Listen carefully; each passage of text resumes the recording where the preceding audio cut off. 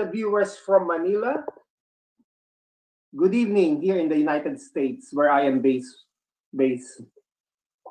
So we would like to greet each and every one of you for watching with us this very important presentation that Bicol University has prepared and the United Nations Association of the Philippines has prepared for you guys, with the able leadership of Dr. Ramona Ranieses. So today, we are celebrating the World Food Day 2020 with a theme of food safety, everyone's business. Our theme is food safety, everyone's business, in partnership and in cooperation with the Bicol Association of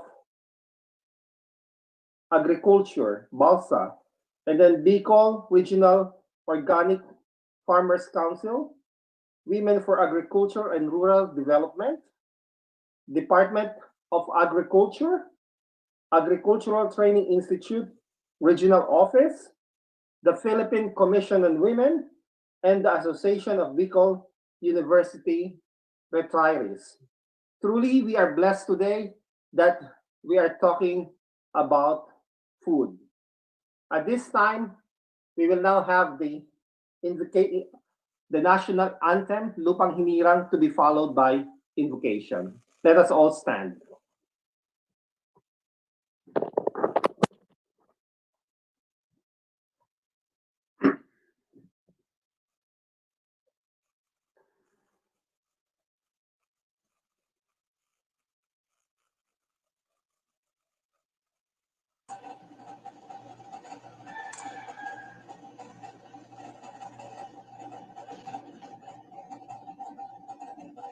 Mayang magiliw, pelas ng silangan, nananag ng puso, sa dibdib mo'y buhay.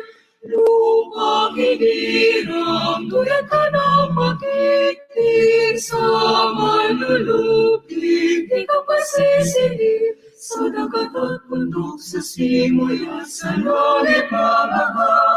Ilagang tulad, awit sa paglayang minamahal.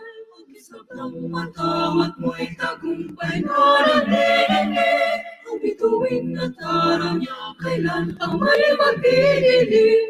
Lupa ng araw naman, bakit po sitaw mo'y langit sa piling mo? Aming ligaya na ay mamapin ang mamatay ng nais sa'yo.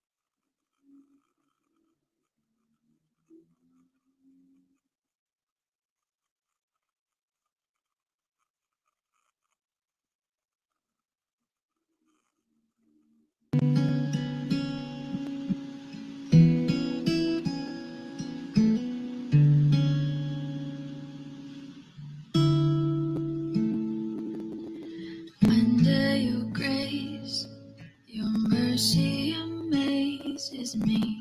Under your wings, your shadow covers me.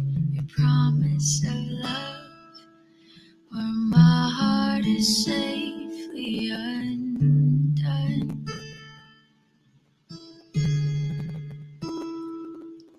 Speak to me, Lord, your servant is listening.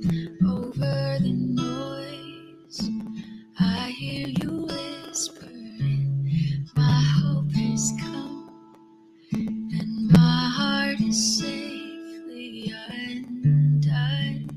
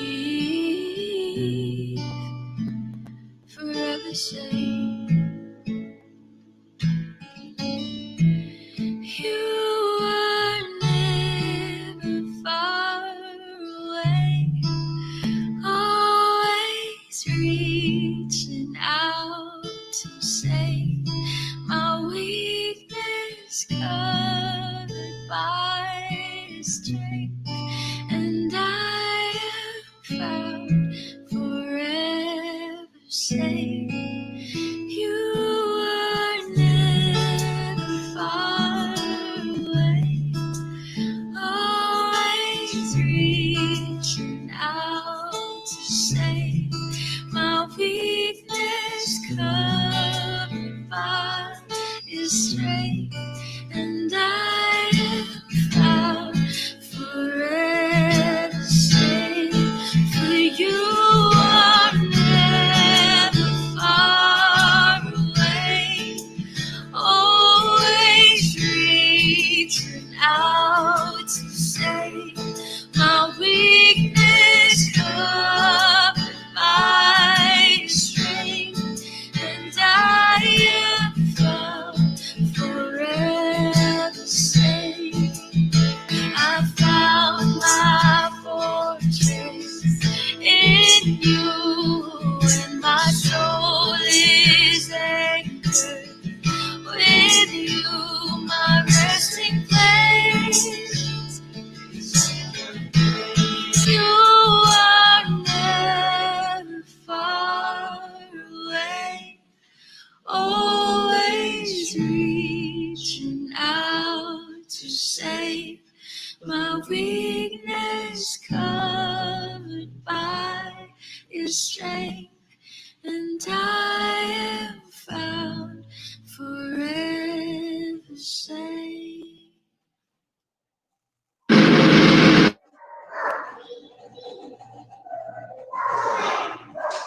Thank you so much. Thank you so much for that very good prayer, and of course, paying our respect to our national, to our country, by singing our national anthem. Truly, we are blessed because I myself has never been hungry, and I know food security is very important. That is very basic in our life. And today also, we are celebrating the 75th anniversary of the United Nations.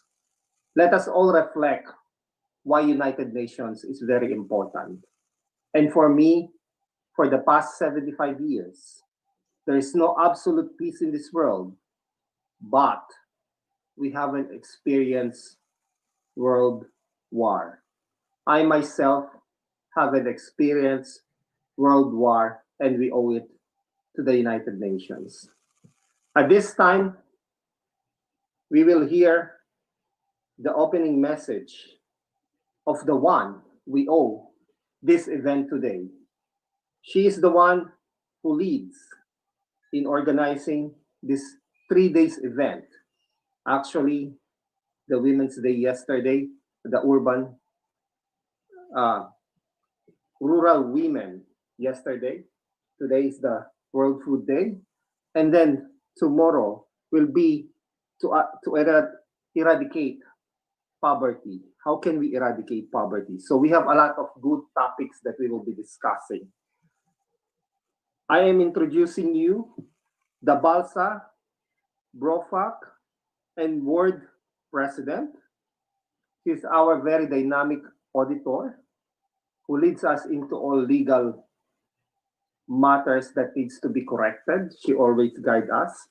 Our event chairperson.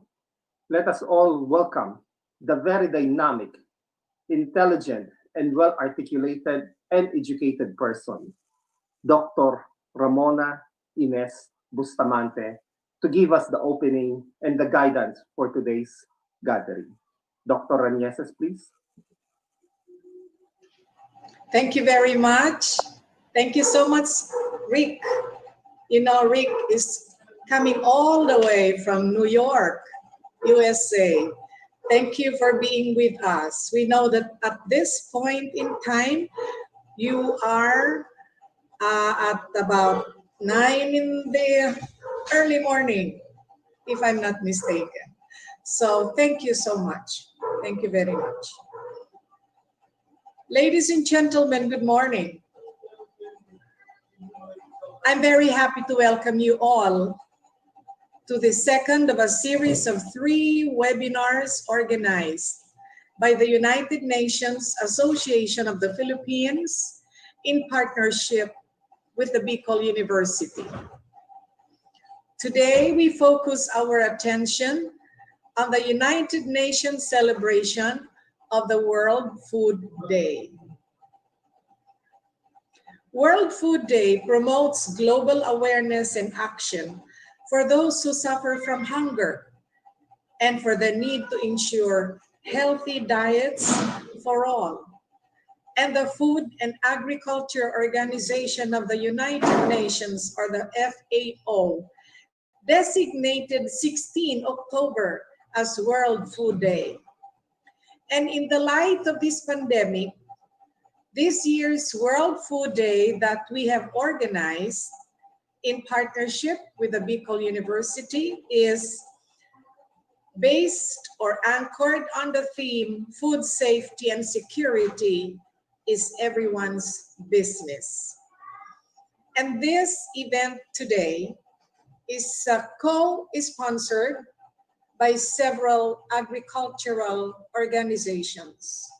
The Bicol Association of Learning Sites in Agriculture, the Bicol Regional Organic Farmers Council, the Women for Agriculture and Rural Development, the Department of Agriculture, the Philippine Commission on Women, and the Association of Bicol University Retirees.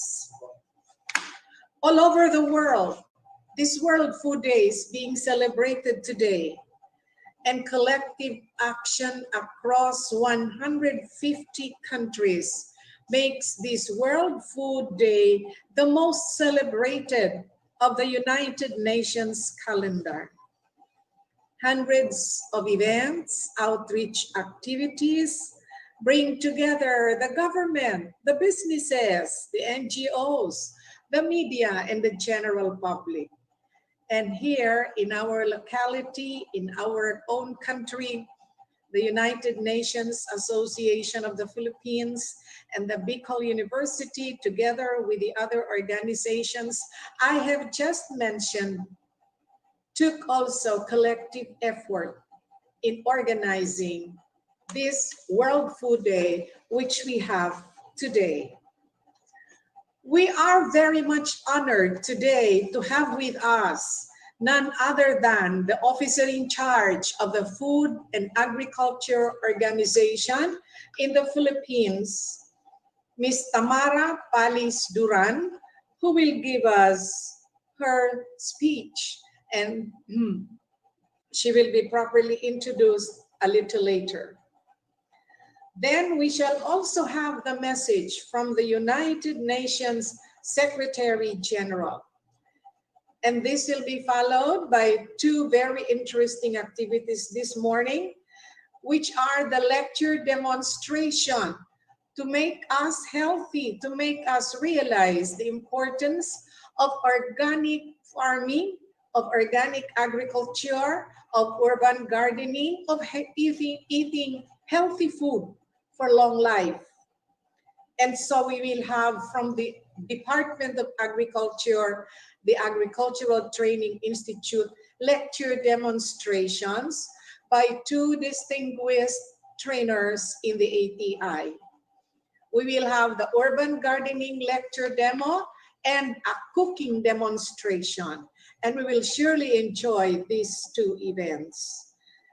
And we will also listen to the inspirational message of our president of the UNAP, Dr. Amilu Benitez Reyes, as well as the regional director of the Department of Agriculture, Director Tornilla. So friends, ladies and gentlemen, as the event organizer of this 3-day series of webinars, and for today, the conference on the World Food Day, I welcome you all. And I thank you most sincerely for joining this activity. Good day to all of you. God bless all of us, and mabuhay.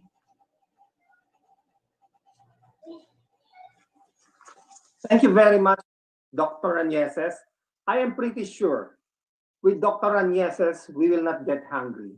more so with the organization that she belongs, the BALSA, BROFAC, WORD, and UNAP. They will never let us be hungry. Thank you very much for that guidance, Dr. Añeses. At this time, let us listen to the video message of the World Food Day of the Food and Agriculture Organization of the United Nations, Director General. Can we play the video message? Kalayan?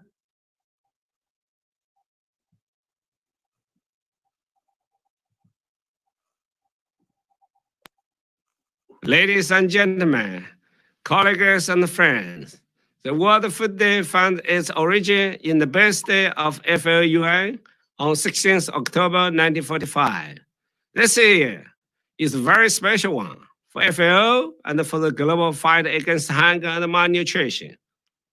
75 years ago today, out of the debris of the World War II, millions lost their lives in the conflict. Millions more died of the starvation. Farming was devastated. The world needed to rebuild agriculture and to meet the most basic of the human needs. Nations come together. FAO was established first. And we delivered. FAO harnessed everything at our disposal. Expertise, research, statistics, diplomacy, to help the world produce more, to feed more. In the first 25 years of FAO's existence, farmer output increased by 70%. But feeding the world was not just about more hectares and more tractors. In the second quarter century of the FAO's existence, we worked to make the green revolution greener and bluer too. We became drawing the world attention to safeguarding the oceans and the seas. We promoted the aquaculture and we targeted and defeated and treated animal disease. The third quarter century saw a great push for sustainability. We worked to empower smallholder farmers. We promoted a package of solutions for the global food security. We underscored that there was no such thing as an end to hunger without application of innovation, responsible investment, accessible trade of commodities, and empowering women and youth. Of the 75 years that FAO has been in existence, we have grown, nourished, and sustained the gift of our soil, the livelihoods of our people, the legacy of our planet. Today begins the next quarter century of FAO story, a time to look back at our successes, but also and measure the distance left to travel, and more importantly, to look forward to the new era. Clearly, our work is not done yet. After diminishing steadily, and the nourishment is increasing again. Too many children are still wasted or stunted. Billions of people cannot afford a healthy diet as civilization moves on. Crucially, the next phase in our history starts amid the wreckage caused by the COVID-19 pandemic. It has laid bare the fragility of our agri-food systems, the precociousness of the agricultural labor force, the thin line that separates many families from destitution.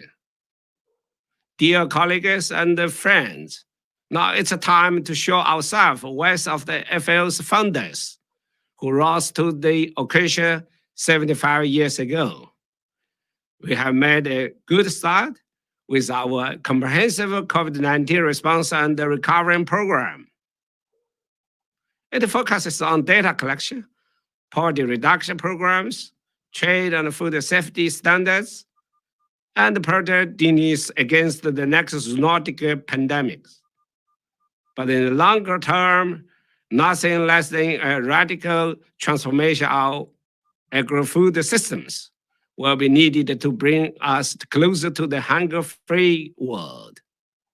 This, for FAO, presupposes the flat, more agile, and modular structure, a relentless push for the digitalization, joining the hands across the government, academia, civil society, and the private sector, and the constant pursuit of the innovation and the scientific excellence. The world is looking to us to put our actions where our words are, to be think tanker and action tanker rolled into one. Alongside our partners, we must be knowledge generators and facilitators all at once, together in the quest for the ultimate public good, a world free of poverty, hunger, and malnutrition. Tomorrow begins today. So on this World Food Day, allow me to thank and congratulate you, my colleagues and friends. Allow me also to spur you on to the even greater efforts until World Food Day comes, when we can look back and say, mission accomplished. Thank you.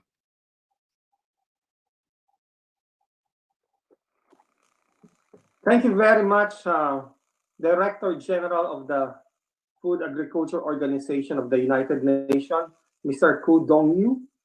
And thank you for ensuring that trade food safety standard is institutionalized and bringing us a hunger-free world. We really need a hunger-free world and stop the wastage of too much food. At this time, we will have Dr. Delia Siranieses, a very good professor, dynamic educator of the Bicol University College of Nursing, who will introduce our guest speaker. Dr. Delia Ranieses, ma'am. Thank you, sir. Yes, good morning, everyone. It is an honor for me to introduce to you today's guest speaker. Friends, our guest has been with the Food and Agricultural Organization of the United Nations for more than 5 years now. As the Assistant FAO representative for a program, she oversees the program development and management of FAO's portfolio in the country, which currently includes initiatives that seek to promote food security and nutrition, introduce technologies that would help improve agri and the fisheries productivity and incomes, as well as sustainable management of natural resources, and increase the resilience of the sector and its stakeholders to both natural and human-induced threats and emergencies. Prior to her appointment as Assistant FAO representative, she has been providing direct support to the implementation of FAO projects in coordination with their key counterparts, such as the Department of Agriculture, or DA, the Department of Environment and Natural Resources, or DENR, and the Department of Agrarian Reform, or DAR, among others. Friends, our guest has been in the field of agriculture and rural development for more than 10 years, starting with her stint in the agribusiness investment arm of the Department of Agriculture in 2007. During this time, folks, she served as the focal person for the bioethanol feedstock program of DA, and also supported in marketing, private sector linkages of farming communities.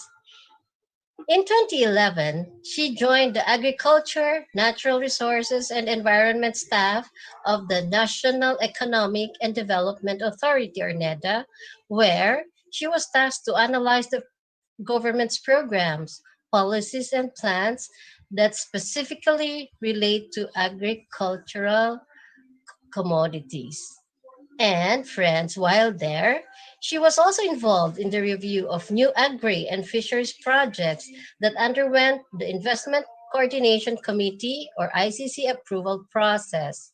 This was her last engagement before joining the FAO. Ladies and gentlemen, her academic background is in the field of economics, earning a Bachelor of Science in Agricultural Economics from the University of the Philippines in Los Baños and a Master in Development Economics from the University of the Philippines in Diliman. Ladies and gentlemen, a warm welcome to the Assistant FAO Representative of the United Nations, Ma'am Tamara Jean P. Duran. Ma'am? Colleagues from the United Nations Association of the Philippines and the Agricultural Training Institute, ladies and gentlemen, good morning and magandang umaga po sa ating lahat. We're very grateful to have all of you in this virtual forum on the World Food Day. I would like to especially thank the United Nations Association of the Philippines for hosting this event and for celebrating with the Food and Agriculture Organization of the United Nations, or FAO, this very important event.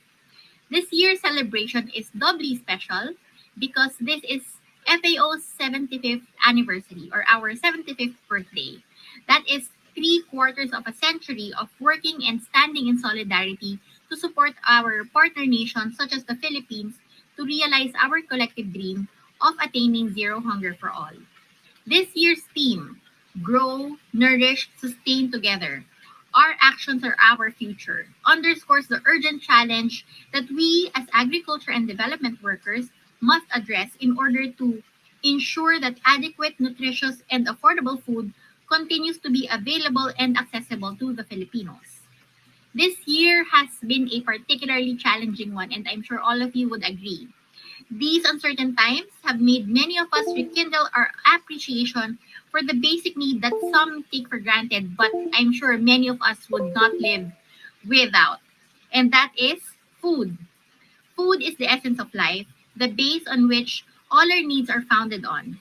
In the Philippines, food is intrinsic to our culture and traditions, to our way of life. Some would even argue that food defines who we are as a nation. To this end, preserving access to safe and nutritious food is and will continue to be an essential part of our collective response to crises such as the COVID-19 pandemic, particularly for poor and vulnerable communities who are hit hardest by the crisis and its resulting socioeconomic impacts. Through these difficult times, it is more important than ever to recognize and support our food heroes. These are farmers, workers, and other actors throughout the food system who, despite the risks presented by the pandemic to their personal health and safety, still work tirelessly to make sure that food makes its way from the farm to our tables. We also value the ongoing efforts, of course, of the Department of Agriculture to ensure that support systems are in place and has assured the country of enough food supply.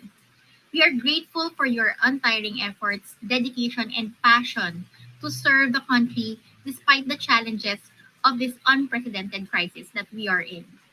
This year's celebration may be a bit different, but we are very grateful for UNAP for organizing today's activities, which promote awareness and action for a world free from hunger and poverty, in which everyone can lead healthy lives, including the youth. We hope that these initiatives will renew our determination to do our very best to address the evolving needs of the sector in times of crisis. We all have a role to play, from increasing the overall demand for nutritious food by choosing healthy to not letting sustainable habits fall by the curb despite these uncertain times. And with that, I would like to wish everyone a meaningful World Food Day. Maraming salamat po at mabuhay po tayong lahat. Thank you very much for that wonderful message, Mom. And you are right. Food is the essence of life, intrinsic to our way of life. And food defines us as a nation. And as we go on with the world free of hunger and poverty, which we all desire. Thank you so much for that wonderful message. At this time, we will have the message of the United Nations Secretary General, the Secretary General Antonio Gutierrez. Can we play the video?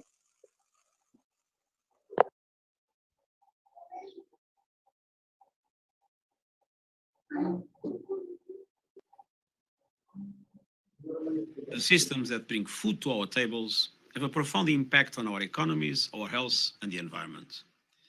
Food systems are one of the main reasons we are failing to stay within our planet's ecological boundaries. But they can also be the key to tackling the climate crisis, addressing soaring biodiversity loss, and building healthier societies. This year, the COVID-19 pandemic has highlighted the fragility of our food systems. Millions more people are hungry, and millions of jobs have been lost. Meanwhile, the climate emergency continues apace. To address these issues, I'm convening a food system summit next year. This will be a people summit and a solutions summit. This action-oriented conversation will come together in two key moments. The first will be a pre-summit meeting in Rome in early summer next year. This meeting will build on inclusive country and regional dialogues and will define bold actions for inclusive and sustainable food systems.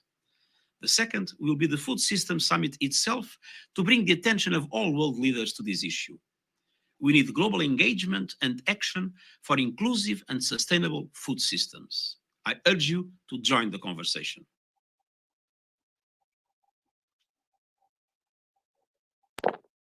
Thank you very much to our Secretary General Antonio Gutierrez. So guys, remember, Food System Summit in 2021. Let our voices be heard, not only of our government, but all the non-government organizations and the common Filipino people. We really need to participate in this consultation and let our voices be heard. At this time, we will have our, what we call this, lecture demonstration. Our first lecture demo is the sub-theme Organic Agriculture for Healthy Living, Good Health and Long Life. The brief introduction of the Philippines Republic Act 10068, Organic Agriculture Act of 2010, and the principle of organic agriculture. We have a very good expert, a technical staff of ATI RTC 5, Mr. Hermie M. Opresio. Sir. Good morning, everyone. To the event organizer for this activity, for this virtual forum on the World Food Day, with the theme Food Safety and Everyone's Business. The organizers, the Bicol Association of Learning Site, BALTA, Bicol Regional Organic Farmer Council, and the United Nations of the Philippines, the Bicol University, the Department of Agriculture, and other agencies for this activity. So, sa ATI po, we're so much thankful that we are invited to be part of this activity. So, at this time, I will discuss regarding the basics regarding organic agriculture for healthy living, good health, and long life. So, good morning po sa ating mga participants po dyan from Bicol University and to the viewers of ATI Bicol Sarabay YouTube channel. Thank you so much. So, sir, admin, I will share my presentation.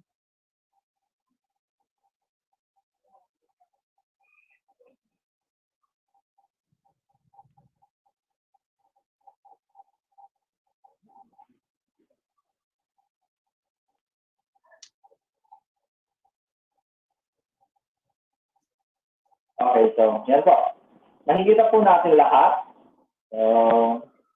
Organic agriculture for healthy living, good health, and long life.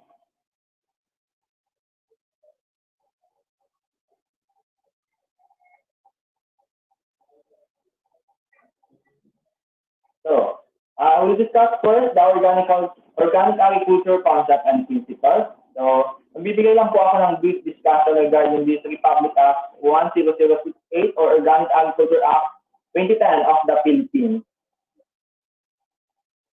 The policy of the state to promote, propagate, develop further, and implement and the practice of organic agriculture in the Philippines that will cumulatively condition and enrich the fertility of the soil, increase farm productivity, reduce pollution and destruction of the environment, prevent the depletion of natural resources, further protect the health of farmers, and consumers and general public, and save on imported farm input.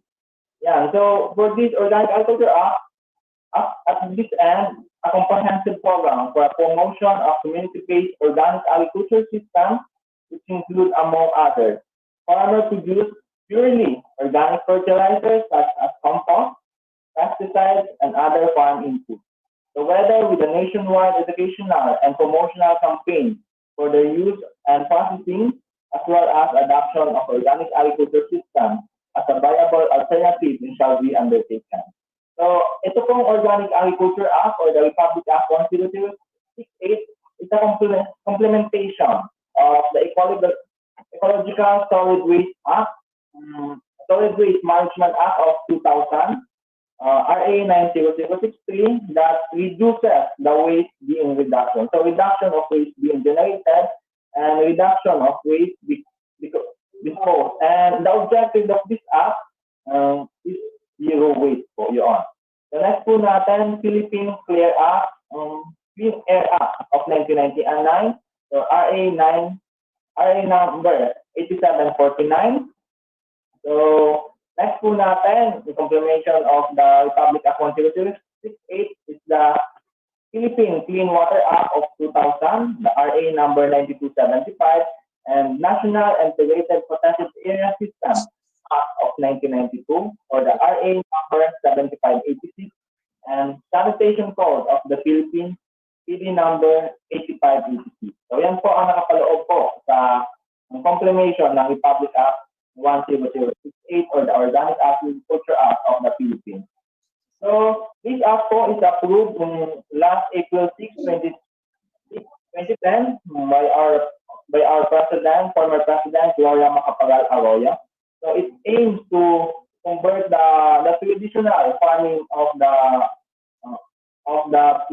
farmers in the Philippines to go in organic farming.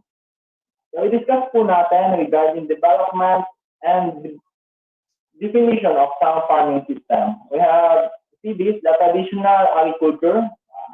Matagal po natin itong ginagawa. So ito po yung ating conventional agriculture. Explain po natin yan bawat isa. So what is traditional agriculture? Traditional agriculture is a farming method before agrochemicals, high-yielding varieties, and machines were not used.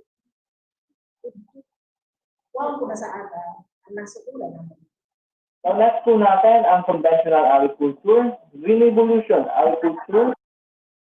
Ito po ay conventional agriculture considered as green evolution. Agriculture, monocultures of high-yielding varieties, use of chemical fertilizers, pesticides, and others. So, as a green revolution po, na-package po nito ang pag-introduce ng monocropping, so a single crop has been planted in one area. High-yielding varieties, you see in this picture. Mechanization was introduced for this green evolution. Herbicides, and pesticides, and chemical fertilizers. So, ang traditional farming and organic agriculture, ito po ang kanilang pagkakaisa or common. No use of chemical fertilizers, insecticides, fungicides, herbicides, growth promoters, and others. No use of genetically engineered plants and animals, and use of animal manures. Any manures being used for traditional and organic farming except yung ating mga carnivorous, example dog and cat, and for our humans and birds in cages. So, what is specific to organic farming? Ito po, use of microbial preparation for pest management, release of efficient attraction of beneficial insects, use of high-yielding but disease-resistant weeds of crops and animals. So what is this? Another introduction of efficient green manures. Examples of green manures here in the Philippines, the mung bean or the munggo. It is being used as green manures, and kudzu has been used as cover crops, and nitrogen fixing trees. Use of improved tools for soil cultivation, weeding, and others. So application of improved compost methods and biofertilizer. So organic agriculture includes all agricultural systems that promote ecologically sound, socially acceptable, economically viable, and technically feasible production of food and fibers. And organic agriculture dramatically reduces external inputs by refraining from the use of chemical fertilizers, pesticides, and pharmaceuticals. So in organic agriculture, hindi na po tayo gumagamit ng mga chemical inputs. So natural way po tayo in terms of organic agriculture. So it also covers areas such as soil fertility management, vital breeding and selection under chemical and pesticide-free conditions, use of biotechnology and other cultural practices that are consistent with the organic agriculture principles and policies. The organic agriculture also enhances the productivity without destroying the soil and harming farmers, consumers, and environment. So organic agriculture, in-enhance po natin ang productivity, and we did not destroy the soil, and we did not harm the farmers and consumers, and especially our environment. So shall not include genetically modified organisms or GMOs.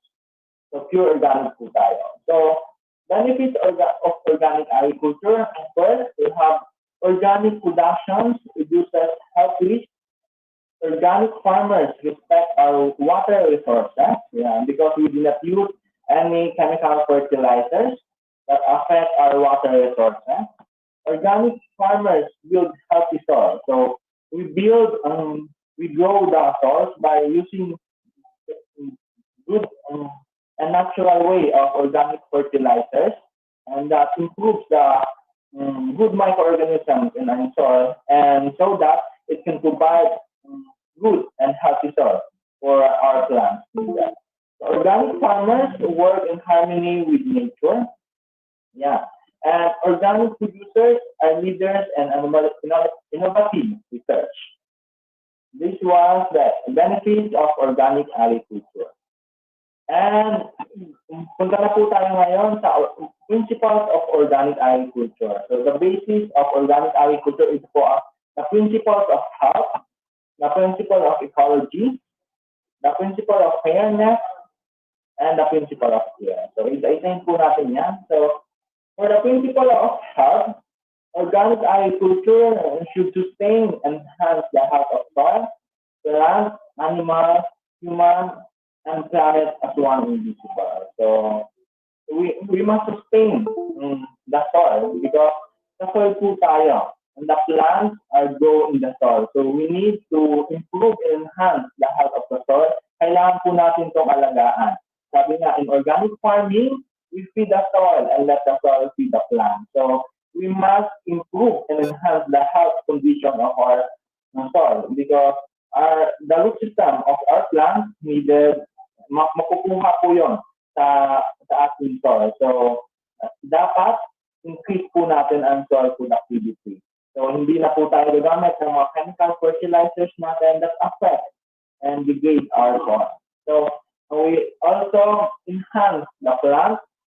So in organic farming, hindi po tayo gumagamit ng genetically modified organisms or GMO plants and other stuff. So we are natural way open pollinated plants we use. So animals, in animals, we must improve also enhance their health as well as, and also the human. So pag human po, if our plants and animals, hindi po sila gumamit ng mga chemicals and other ingredients. For example, for our animals, we can use commercially chemicals na mga feeds nila, so it will not affect the human as well. And also our planet, the whole, our planet. And we have the principles of health. So, in principles of health, healthy soil, or healthy yung ating soil, healthy ang ating crops or plants, and healthy our livestock, and healthy people as well, and healthy planet. So next po natin, principle of ecology. So organic agriculture should be based on the living ecological systems and cycles, work with them, emulate them, and help sustain them.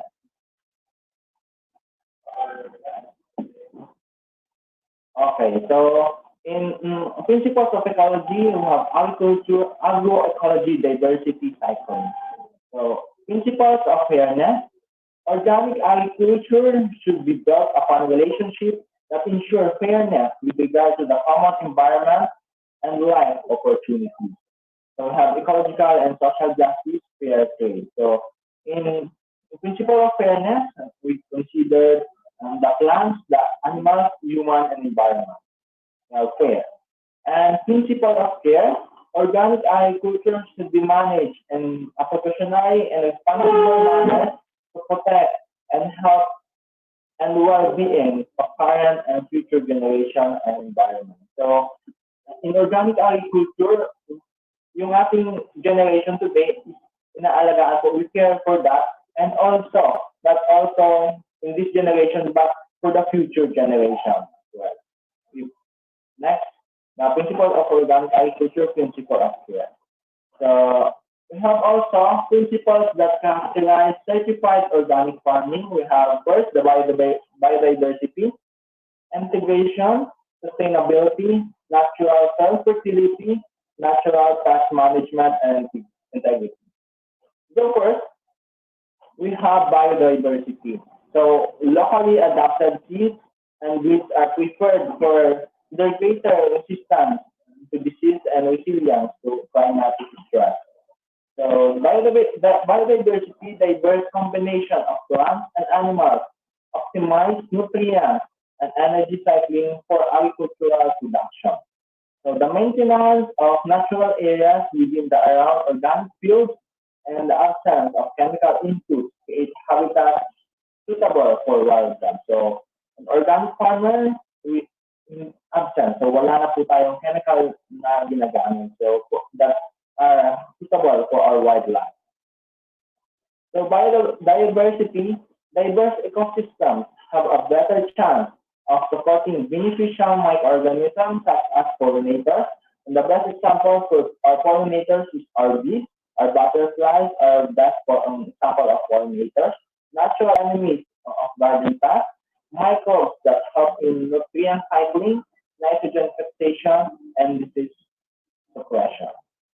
So next po natin, we will discuss what is intercropping. So this comprised in the organic agriculture. So intercropping is one of the most important in organic farming. So intercropping is growing of two or more crops to maximize beneficial interaction. So in conventional or green evolution, we only planted one crop.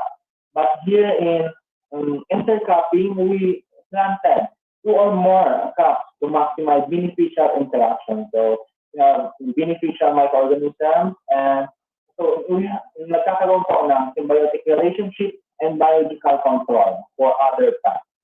So that's po natin, part of intercropping of polyculture system, we have row intercropping. So growing two or more crops at the same time with at least one crop planted in the row. So we see row intercropping example in our pictures.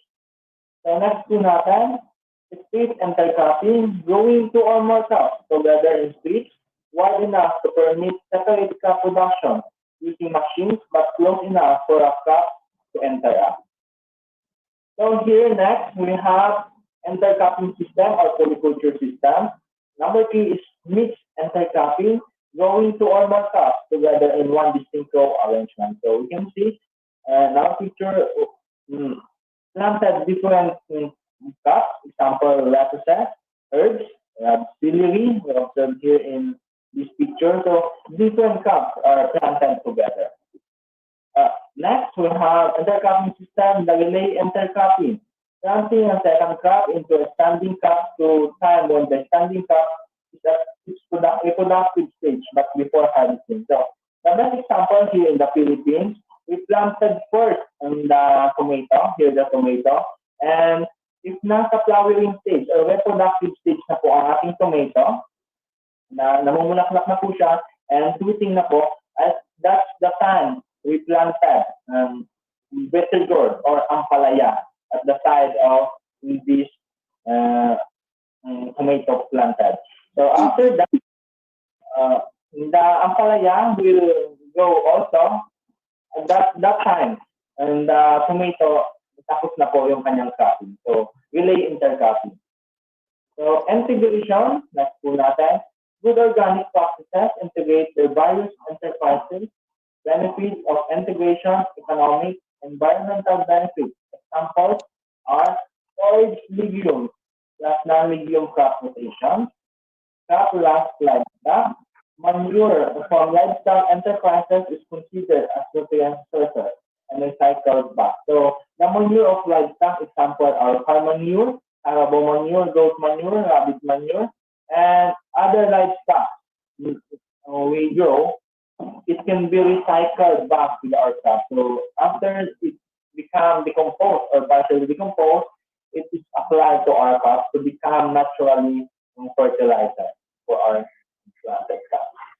So next, natural soil fertility. Natural soil fertility is based on the biodegradable material, example plant or animal residues, and that can be decomposed. Nutrient cycling I close with the help of the following processes. So here is the example of natural soil fertility. Here the composting. Later I will discuss part of composting, our kitchen composting, mulching. So at this time in the Philippines we use as natural mulch. Here is the rice straw. After harvesting rice, so we use the rice straw. Hindi na po namin kayo encourage to sunugin or to burn this rice straw. So you can use this to become a mulching for our crop. So it conserves water during summer time and it controls the weeds. And after that, if it's na decompose na po ito, partially decomposed, it can be an organic fertilizer for our crop. So additional, we have mulching. So we use plastic mulch also here. So next we have manure. And the best example for this green manure here in the Philippines, we use mung bean or munggo as manure. If nasa reproductive stage na po sila, na flowering na po sila, so we plow it and we mix it to our soil before planting other crops. And next po natin, crop rotation. So we encourage for natural soil fertility, legume, root, fruit, and leaves. So legumes, the best examples, the mung bean. We have also legumes are like pentol, mani-mani, or peanut. We use as legumes, roots, leaves, and fruit. So may crop rotation po tayo. So because legumes have nitrogen fixation plants, so nitrogen fixation, so they absorb the atmosphere in their root system. So before planting, example roots, potato and other roots, example carrots, radish. So it has nutrients that they need. And we have natural and pest disease management, also known as biological pest and disease management, based on the following practices: use of beneficial insects and natural enemies, use of crop resistant to pests and diseases, crop rotation as I discussed, sanitation, use of organic or natural pesticides. So I will discuss. So we first, integrity. So next po tayo, integrity refers to a system and place and actions undertaken to assure that consumers of organic produce get what they have paid for. Producers have to play by the rules. We have regulatory body under BAP. So here in the Philippines, the BAP's standards and regulation, strict regulations of the terms organic in regulations to the sale of food products. So BAPS is Bureau of Art. Yeah. So labeling, organic products have labeled on the packaging stating that the products is organic. So here in the Philippines, na makonsider po natin na organic po yung ating food to be eaten, we have two certifying third certifying body in the Philippines, the NESCERT, Negros Island Certification, and the OCCP. Yan. Organic Certification Body of the Philippines, the OCCP. So we have also other certification bodies. We consider the USDA Organic, Canada Organic Canada Organic Certification, and others. So I will also discuss a little discussion regarding kitchen waste composting. So yung ating kitchen waste, na karaniwan po na nakukuha natin sa ating bahay, nagkukuha tayo, example, pinagbalatan po ng saging, eggplants, and others. So iska po noon, we can use as kitchen waste, and we need a pail with faucet. So ito po with pail po, 20 liters capacity in pail, and we put faucet for the drainage of yung katas po ng ating kitchen waste. So we also need filter, carbonized filter, and filter stand made of PVC and help stand, and leaf mold soil. Ano po itong leaf mold soil? This leaf mold soil has been, makukuha po natin to sa mga ating forest. So mayroon po dyan, mayroon ng decomposed na mga, nasa ilalim po ng mga nagbagsakan na mga dahon ng ating mga trees. And the best example here sa bamboo forest. So, yun po ang kinukuha po natin, leaf mold soil. This leaf mold soil has good microbial activity, good beneficial microorganisms. So, here, we put first the stand and the filter, and after that, we put the kitchen waste. So, ang mixture po natin dito ng kitchen waste po is 1 kilogram of kitchen waste. Yeah.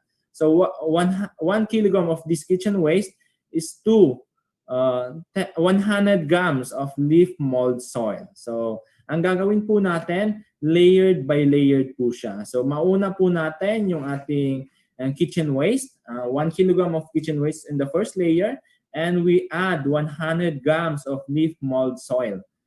So after that, we put again the kitchen waste, 1 kilogram again, and add 100 grams of leaf mold soil.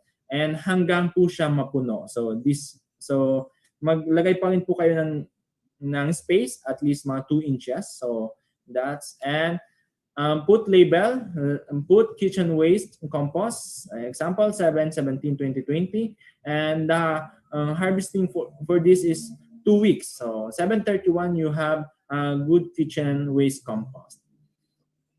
So this 7th day po natin ang kitchen waste compost, and 14th day compost. And this we can also collect compost juice, and we can apply it to as foliar spray. 10 ml for this compost, again 10 ml for this compost juice, and for 1 liter of unchlorinated water. So you can spray it, best for our container gardening and other crops. So mayroon din po tayong example dito, yung ating barrel composting. So wala po siyang stand, direkta pong linalagay yung ating mga kitchen waste dito sa ating barrel, and after that pinapa-decompose po natin siya almost 1 month to 2 months. And after that you can dry and sieve and storing. So sa ating mga viewers po dyan na walang makuha po na leaf mold soil and others, yung ating mga kitchen waste, lalagyan po natin. Mostly, yung iba pumupunta po sa Starbucks. Hindi po natin sponsor yung Starbucks. But yung coffee ground na natitira doon, or coffee ground, we can use it as decomposer. Or mamaya po, I will teach regarding indigenous microorganisms that enhance and improve and to become mapabilis po yung ating decomposition. Yan. So, best for composting methods. And ito po, example of composting po natin. Ayan. So, example of mini vermicomposting drum. Ayan. Using vermiculture, or we used African night crawler here in the Philippines. So, madami na po nag-go ngayon ng African night crawler because this was the best organic fertilizers for our plants. Ayan. So, by the use of the drum, put the kitchen waste or substrates. Example of substrate, we have banana trunks. We can use these banana trunks. Ipil-ipil leaves, kakawati leaves. We can use that. And other kitchen waste. So after you partially decompose it, because African night crawler, it's partially decomposed, so not fresh kitchen waste. So first, we need to decompose partially our kitchen waste or other substrate for almost 1 month. So after that, we introduce now the worm or the African night crawler. So this worm will eat your partially decomposed compost and produce a vermicast or vermicompost that has 7 times more compared to our regular compost. So more nutritious po siya compared to our compost. So we can use that. So our African night crawler ranges from 1,750 pesos to 1,000 per kilo. So, but it multiplies faster. In 1 month, your 1 kilo becomes almost 2 to 3 kilos of worm. So, and this worm can eat at least 1 kilogram of compost per ratio po nila, 1 kilogram din po ng worm. So, ito po ay it eats and can produce many compost, vermicast or vermicompost. So next po natin, so this example, yung inyong ginawang kitchen compost, vermicast or vermicompost can be added to this carbonized rice hull. Ito pong carbonized rice hull ay inuling po na apa or rice hull. So it is carbonized, and so inuling po na rice hull. So it is more nutritious compared to our fresh rice hull and our ordinary soil. So we mix it for potting mix materials for 1 part compost, 1 part carbonized rice hull, and 1 part soil. Example, we have 1 pail of compost, 1 pail of carbonized rice hull, and 1 pail of soil. So regular soil po. So here in Department of Agriculture, we have project of urban agriculture. So this topic na pag-discuss ko po sa inyo is the best for growing naturally grown vegetables po natin that has safe. So we assuredly that our produce is safe, fresh, and highly nutritious na bagay po sa ating activity for this na food safety, everyone's business. So now for our healthy living, good health and good life. So we promise, and ito pong lecture na to is the best para po magkaroon po tayo ng long life and healthy living. So yan. So at this time po, I will discuss partially the selected na production of organic concoction and extract. So this is the alternative for our chemical inputs or fertilizer we use. We have naturally and organic concoction and extracts. So we have concoction first. We discuss concoctions, replacement of chemicals-based fertilizers, pesticides, fungicides, repellents, chemicals-based growth enhancer, and other synthetic food ingredients for animals and plants. And then through fermentation, where the potency or the strongest or kalakasan po ng ating fermentation is enhanced by our beneficial microorganism. So we have first the Indigenous microorganism or the IMO. So we have ingredients needed. We have cooked rice, 1 kilogram of molasses. This is the molasses. So we use molasses for our plants and livestock. So yan, this is example of molasses. It can be found sa ating mga pag nagpo-process po ng sugar. So yan po yung makukuha doon yung skata po niya, yun po ang makuha po natin na molasses. So yan. So first, we need box. Example po ganito. So ito po ang best example for IMO na lalagayan po. So papaamagin po natin. We need to mold the rice para po magkaroon po tayo ng white molds. It is a good beneficial microorganism. So ito po yung aking ginawa. I cut bamboo, dried bamboo, matured bamboo. So I put markers here. So yan po. So ito na po yung result. Yan. So lalagay po natin dito yung rice. Yan. So after that, you cook the rice. After, wash rice properly. So dapat po yung ating paglulutuan is unchlorinated and cook it normally, not too wet, not too dry, and transfer 1/4 full of cooked rice into the bamboo bowl. So you observe here in pictures and processing for indigenous microorganism, kailangan po natin mayroon po tayong personal protective equipment to avoid contamination. So after that, cover it with 2-layered Manila paper and cellophane, then tie with rubber bands and put markers. So you observe. So example, IMO, date produced 9/8/2020, September 8, 2020, and date of harvest 9/13/2020. Because the pagpapaamag po natin, molding po, pagpapamold po ng ating rice is 3 to 5 days. So ang pinaka-mainam po is 5 days. So you can put also your name here.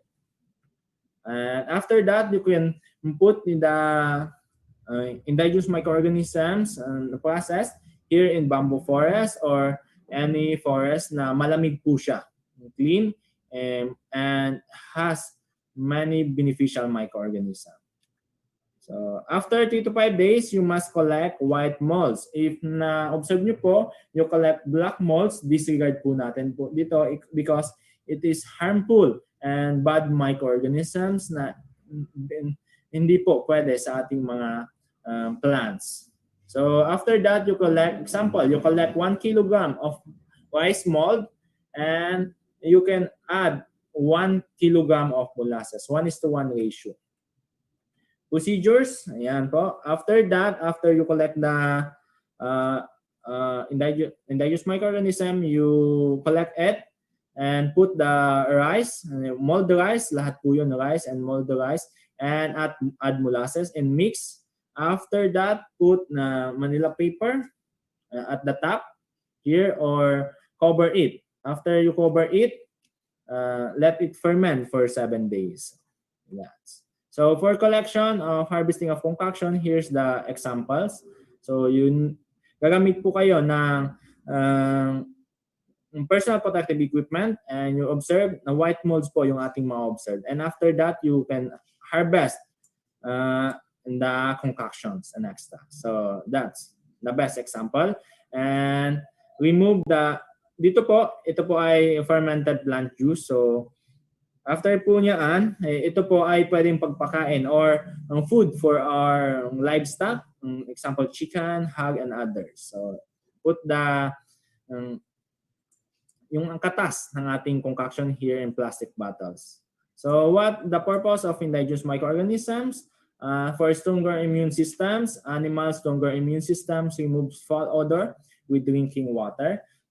Dosage po natin, 2 tablespoons or per liter of unchlorinated water, and you can spray or drench 2 times a week for your plants. So for our livestock, yung babuyang walang amoy, this is the best indigenous microorganisms. And for our kitchen waste, and mapapadali po ang decomposition. Next po natin, fermented fruit juice. So the best can be used is banana fruit, papaya, squash, pumpkin, watermelon, or any fruits na available po sa inyong area. So mango, we can also use it, na Indian mango. So sweet ripe fruit. So ang ating ratio po is 1:1.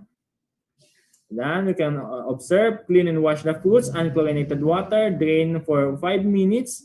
And after that, you need to slice an inch size of the kalabasa or banana or papaya. So or papaya, please remove the seeds. And here in kalabasa, you can remove the seeds or you can add. So we can add sa fermentation. Pwede mo na po yung i-add. So, and wag na, yung saging po ay wag na po natin babalatan.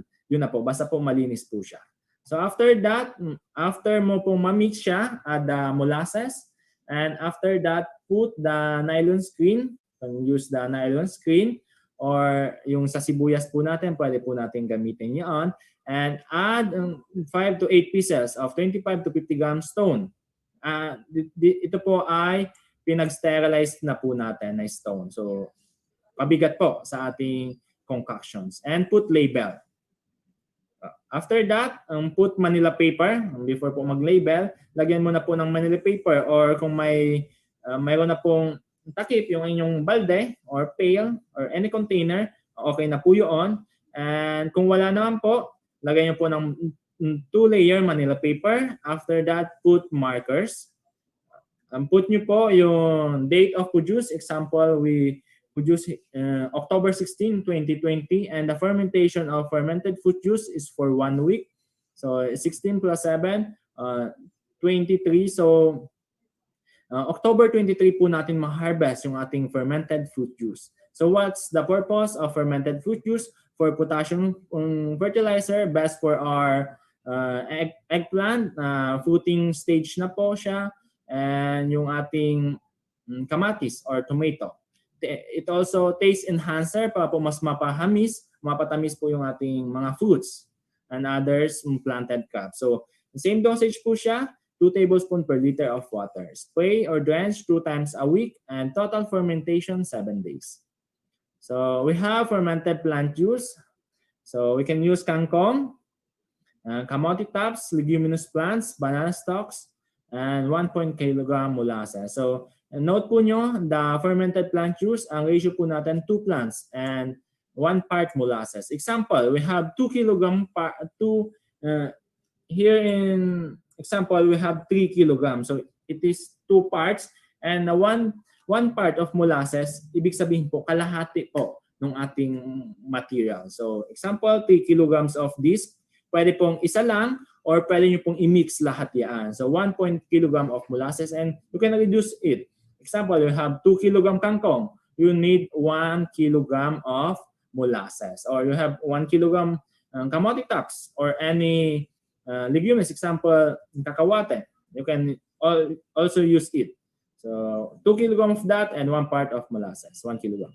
Next. Same procedure po.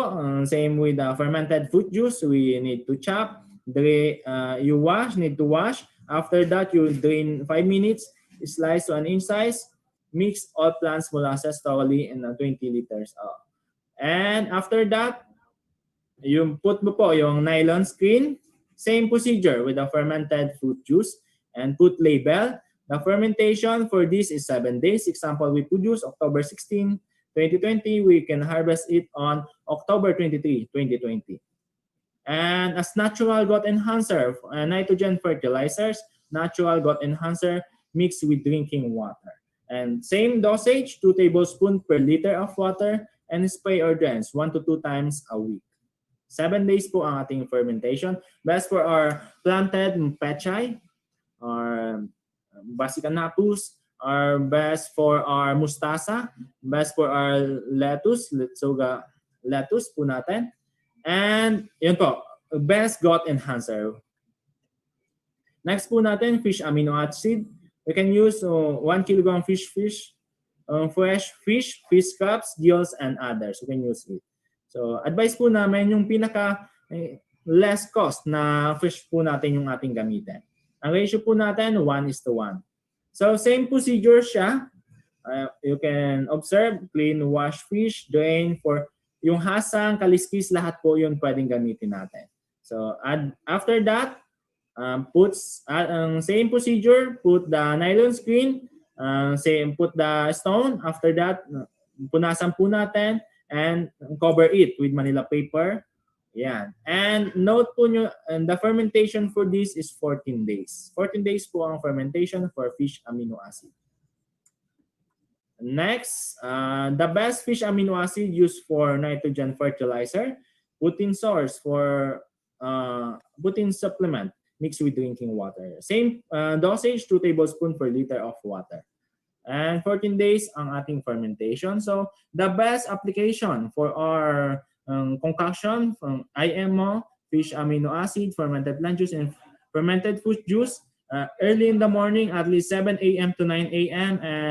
and afternoon, mga 3 p.m. to 4 p.m. So habang bukas pa po yung stomata or the absorption of nutrients of the plants. Yeah. So you can drench it or you can foliar spray. And we have natural pesticide po, and the example po ng ating natural pesticide, we have citronella, so the mosquito repellent po natin. Again, sucking and feeding insect like aphids, leaf miner, white fly, leaf hopper, and beetle. So in this, natural po tayo. So we did not use any chemical pesticides. And we can also use guayabano seeds as you see here in the presentation against chewing insects like armyworms, footworms, caterpillar. Soak 100 seeds in 1 liter of water overnight and blend. So you can makakulit ka po ng 100 seeds of guayabano seeds. Duwogin mo po, or if you have blender, you can blend it and put the seeds on 1 liter of water and soak it for overnight. After overnight, you can na-mix na po yun, and you can also add okra fruit, gomamela flower, or perla soap as a sticker. So pag in-apply mo po yung inyong guayabano seed extract, hindi po siya kaagad mawawala sa leaf. So mag-stick po siya doon.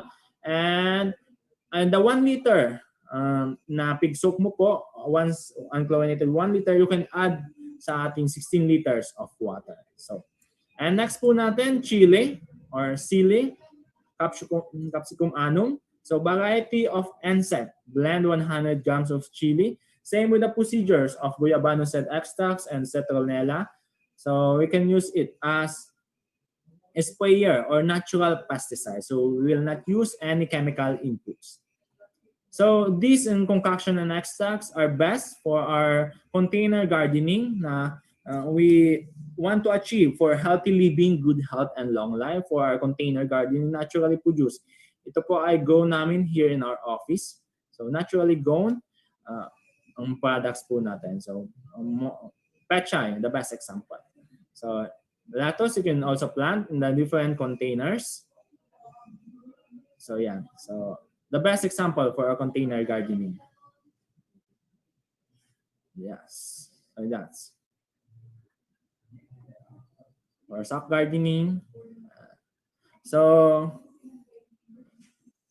I have discussed partially the brief po regarding organic farming. So here in our office and our Department of Agriculture, we encourage to plant your own food. So magtanim po tayo ng ating mga plants sa ating mga naturally grown. So magtanim po tayo sa mga ating container na makakahelp na po sa ating environment. And safe po, so sabi po natin, safe po sa atin, walang residues po tayo because alam po natin yung ating pinag-produce na naturally grown na mga organic fertilizers, organic concoction and extracts that will not harm the human, and also our plants, the livestock, and especially the environment. So mapapangalagaan po natin yon. So I hope na you learn kahit konti po regarding my presentation regarding organic agriculture for healthy living, good health, and long life. So Direct Froy will present regarding video presentation on processing of fermented plant juice for natural growth enhancer. So i-play po si Sir Froy. Sige. Wait po natin.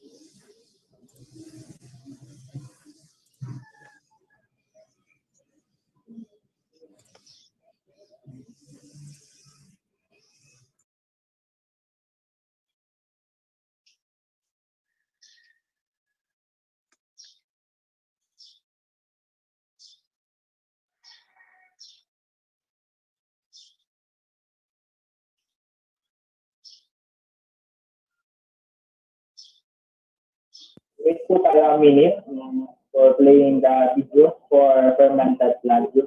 After my discussion regarding organic agriculture for healthy living, good health, and long life, meron na po tayong cooking show. So we'll discuss regarding processing, basic processing of organically produced products. I will share po.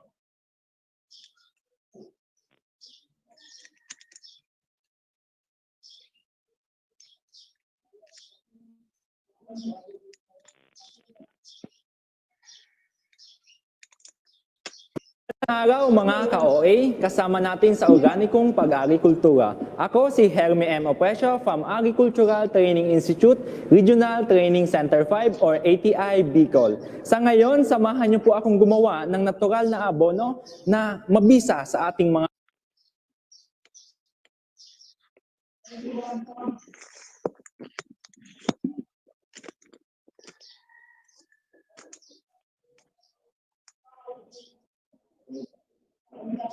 Dito.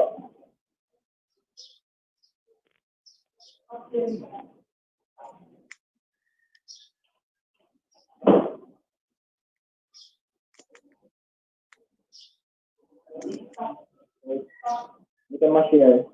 May stop. Alham.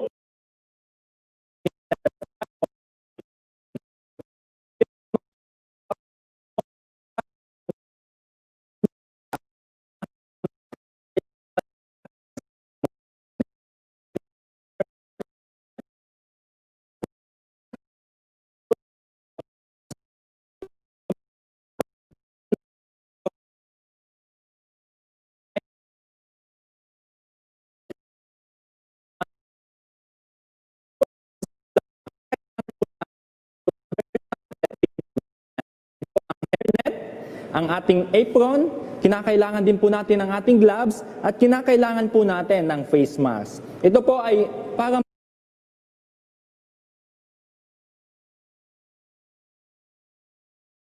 So sorry po, we have a little technical problem regarding playing the video.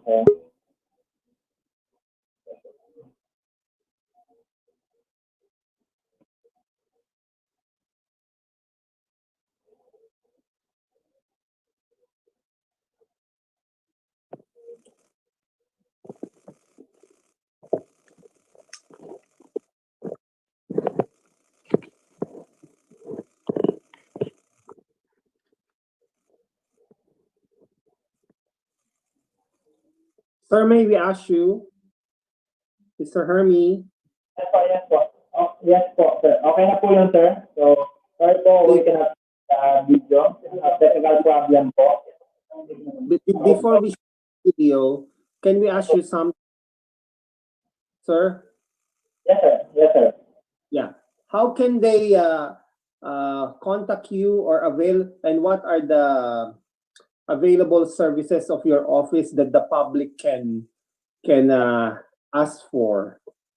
Yes, sir. So, here po in Agricultural Training Institute, we are attached agency po kami na Department of Agriculture. So, we focus on training. We have training extension arm of Department of Agriculture. So, we have different services. So, this one nyo po, i-follow nyo po yung aming Facebook page and just search po ATI Bicol. ATI Bicol or ATI Bicolanda. So we have a Facebook page, follow niyo po kami because we posted different training.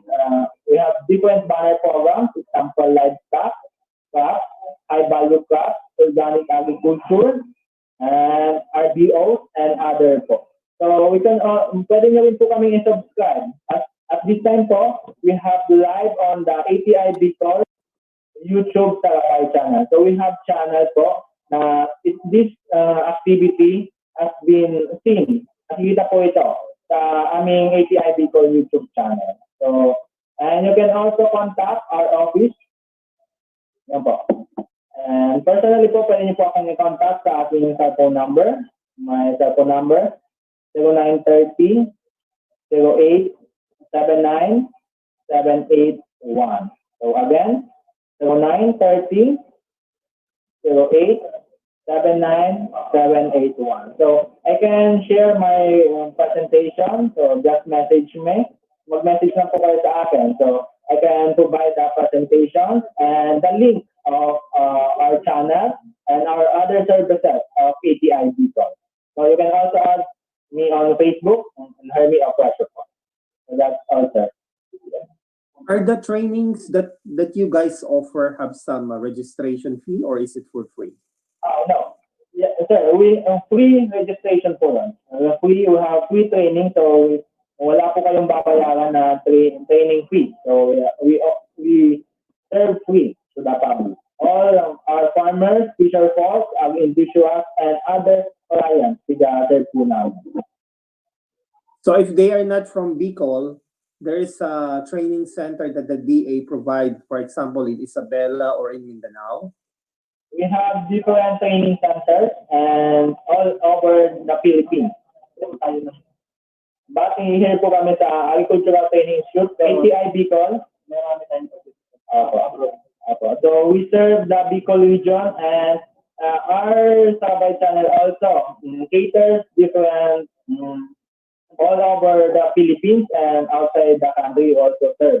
Naabot po ng aming channel. So, mayroon din po mga training centers. Pumunta lang po kayo sa Department of Agriculture with office centers in all over the Philippines. And mayroon din po Agricultural Training Institute sa inyong region. Well, it's good. We don't know about those kinds of trainings are available. Thank you so much for the information. So, where the technical people fix our technical problem? Can they show the video now? Okay, cooking show na po tayo, sir. Okay. Thank you very much, Mr.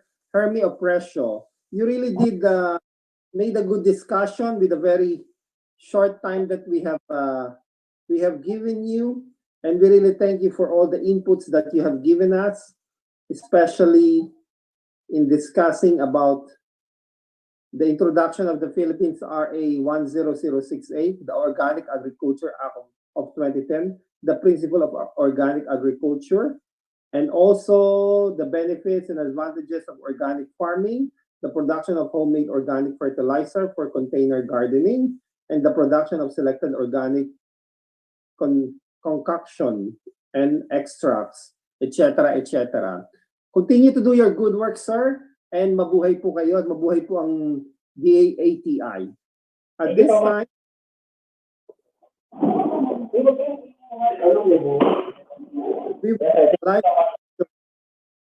this live cooking show will be the sub-theme nutritious food for a healthy nation.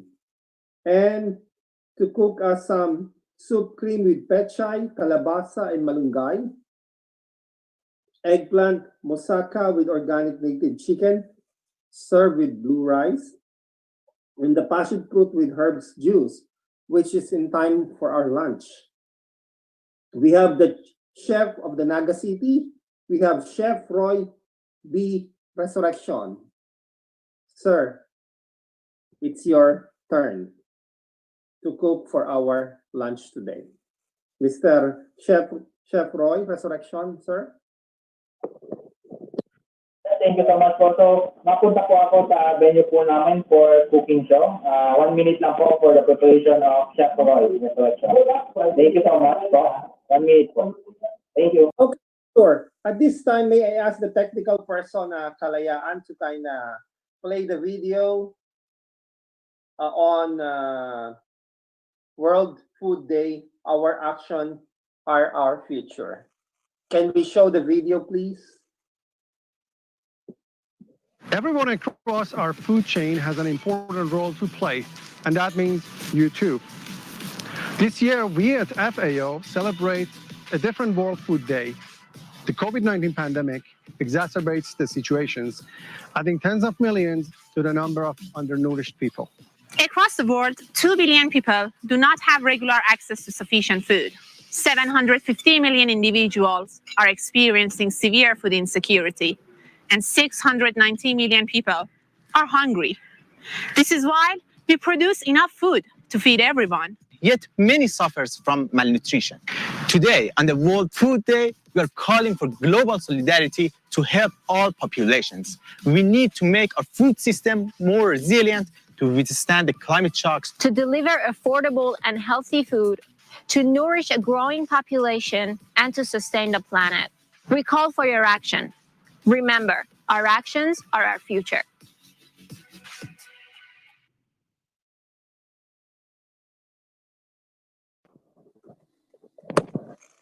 Thank you very much. Is Chef Roy Resurrection ready now for our live cooking show for the nutritious food for a healthy nation?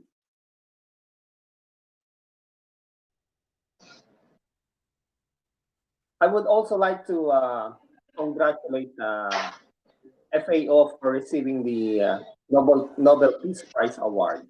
It is seldom given to an organization, and I think this year FAO really deserve this kind of award. So when you look at the videos and theme for the World Food Day 2020, historic significance of this event, this day marks the foundation of the Food and Agriculture Organization of the United Nations that happened in October 16, 1945. So this really today is their 75th year. You were probably misguided when you had first heard about World Food Day, reading about the day that many of us barely even know exists on our laptops and our smartphone. The first thing that pops up naturally in anyone's mind may very well be risotto or ribs.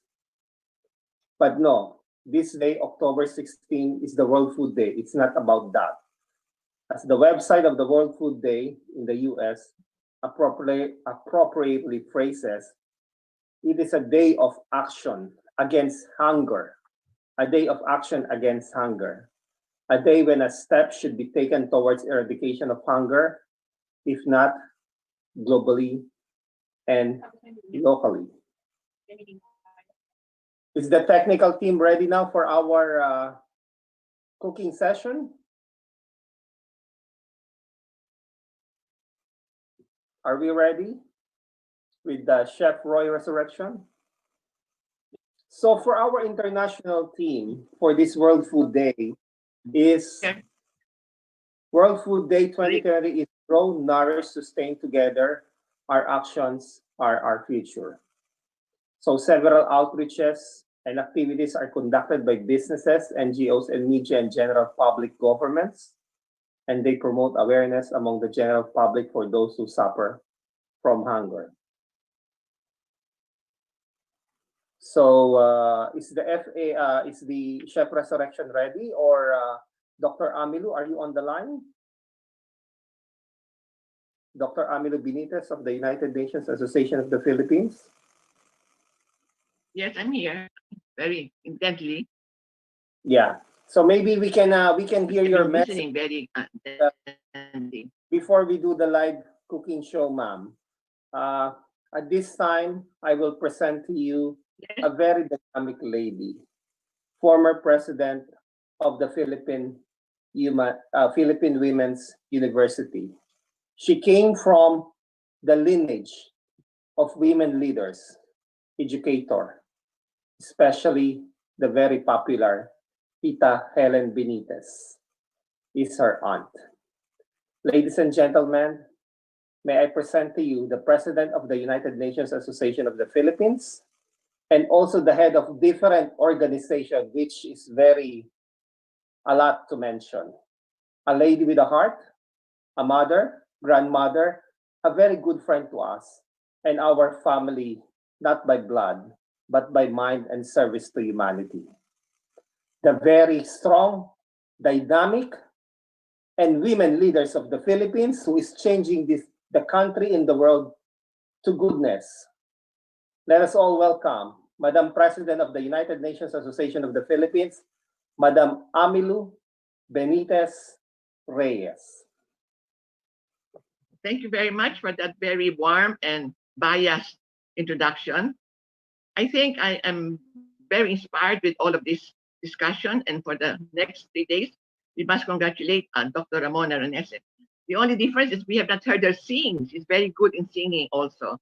And I think singing makes our plants grow better. Anyway, I'm happy to be here. But more than anything else, I'd like to be able to express to our colleagues and those who are celebrating the Food Day that I think it's more than just awareness. I think we have to do something, action. And I believe if there's a way by which UNAP can penetrate educational system and provide all of those things that you mentioned to us today, to make sure that they're part of the curriculum, to make sure that they're part of our regionalization, part of our values formation, part of the transformation. I believe education today is very powerful in transforming our mindset to something that is beyond ourselves. And that is what we are trying to do in UNAP. We're trying to be the voice of the impossible. With the eyes of faith, we are doing all that is possible. And with our faith in humanity and our Christian commitment, we believe we will get the incredible. So with that kind of message, I hope that with this kind of undertaking, United Nations through UNAP that has been existing over the past 73 years, that we can make a difference by ensuring that all the good of what we have achieved in terms of the different associations of United Nations can also be the means by which we can turn over or we can provide the bridge or the superhighway by which the United Nations can also directly relate to the ASEAN communities. We need to be able, UNAP's vision is the linking bridge, the bridge that will connect the United Nations as well as ASEAN. The bridge that will say beyond gender equality or beyond equality for gender partnership rather than just empowerment, but we want partnership, because in partnership, we are able to build a stronger family, and with stronger family, with a stronger nation, and with everybody in the family contributing to the issues of food security, to the issue of peace, culture of peace, to the issue of humanity, humanism. It's all beginning at home, in the education of the young, in the family. So the ASEAN considers family. That's why we are now advocating mothering the environment, mothering church, mothering humanity, and above all, mothering the education system with a heart, not only competencies, but more than anything else, we want to advocate the learning pillars.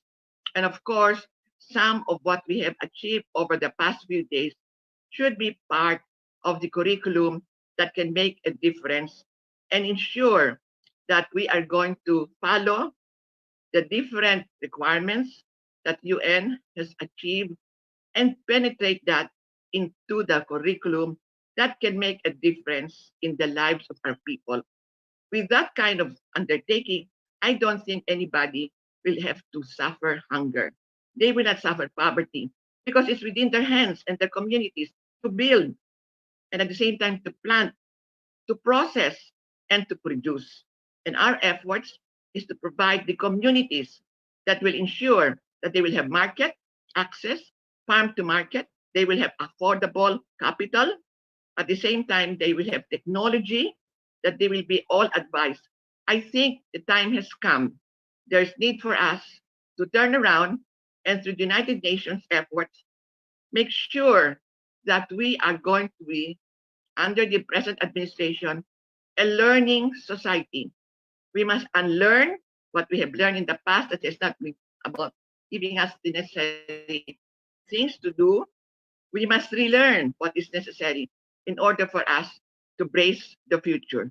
And we are happy celebrating our 500 years of Philippine Christianity. And we hope in this whole undertaking, poverty will be eliminated, and we are emancipated because we will be able to believe we have the capacity to change. And I hope our message, the UNAP, is trying to bridge the glaring realities that have sectoral and division.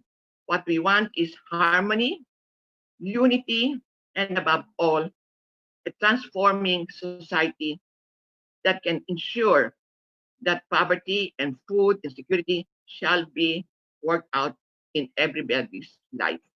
Thank you and good morning to all of you. Thank you very much, Madam Amilu Benitez Reyes. It is indeed a privilege working with you and you sharing all your knowledge to us. I'm not biased, but I'm just telling the truth. I've worked with Madam Benitez since February of this year, and she has really given us some good inputs. She's a thinking president who leads you to a good vision of helping our country. So at this time, the most awaited lunch that will be cooked for us by Chef Roy Resurrection of Naga City. Sir, I'll give you the stage for us to have a healthy food. So, good morning again. So, welcome to the cooking show for nutritious food. Yeah. Okay. At this time po, magluluto po tayo ng naturally grown vegetables po natin for healthy and nutritious food. So, ngayon, makakasama po natin kulinary chef ng Naga City. Walang iba pa po, si Chef Roy B. Resurrection. Chef, good morning. Good morning po, Kuya Herbie, at lahat ng nanonood ng ATI sa Barangay Channel at sa mga nakikinig rin po sa iba't ibang Pilipinas.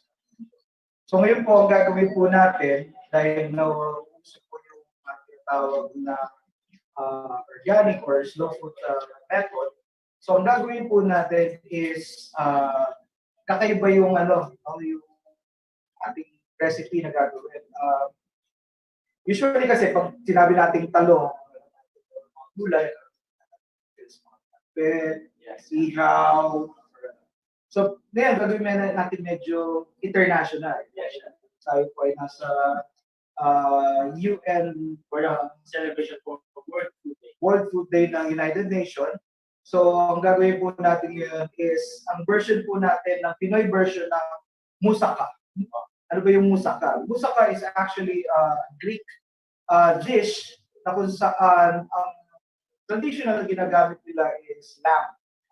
Pero dito, ang gagawin po natin is mga native pig, naturally grow native pig. So, meron tayong ground pork dito from a native pig. And then, yung ating bagong harvest, kanina na siya. Kanina lang, in-harvest ni Kuya Herbie yung ating talong sa ating greenhouse. So, talagang halos wala talaga siyang wala siyang pesticide, wala siyang synthetic na kung sa malalaman natin. Yes. So, unang gagawin po natin, sosotein muna po natin ang ating meat. Gagawa muna tayo po natin ang tawag ng meat sauce. So, meron po ay papel, lapis or ballpen, para niyo po isulat. So, by the way, ito po ay walang standard recipe. So, pwede nyo damihan, pwede nyo kontian, pwede kung halimbawa wala kayong talong, or pwede nyo paglagay nyo pang gulay. So, unang gagawin po natin is magsosote po tayo ng onion.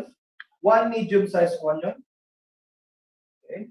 White onion, chef. White onion. Okay. Saute lang po natin. So 1 medium onion cubes. And then 3 to 4 cloves of garlic. Antayin lang po natin siyang maluto ng konti para maging translucent. Okay.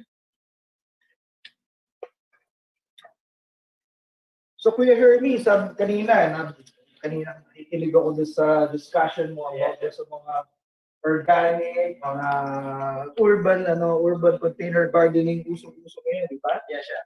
Ano ba yung mga kadalasan gulay na niluluto natin sa ating inaalagaan natin sa ating mga bakuran? So, common yun siya, siyempre sa ating mga healthy for salad, we have planted different lettuces, different variety of lettuce. We have also cherry tomatoes, planted also in container. And mustasa po, we also planted in different containers. And yung ating pinaka-common, pechay, we also planted eggplants and regular tomatoes po natin. Siyempre, hindi natin kakalimutan, lalo dito sa probinsya, sa Bicol, halos lahat ng bakuran ginagamit natin ng pambakod, yung malunggay. Yes, chef. So malunggay, mamaya lulutuin natin siya, tuturo natin ang kakaibang sabaw or soup. Sabi ang ganyan nila, it's considered as superfood. No? Kasi sabi yung ganyan, 7 times more vitamin C than orange or calamansi. At yung potassium niya mataas kaya yung vitamin and secret ano. So gagamitin rin natin mamaya yung ating malunggay. So dito po meron po tayong ground pork. This one is a native pork.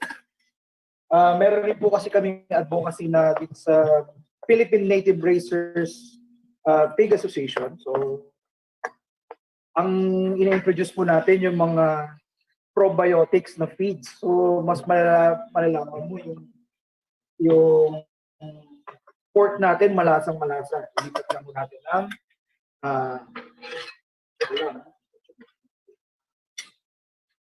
lakas dito.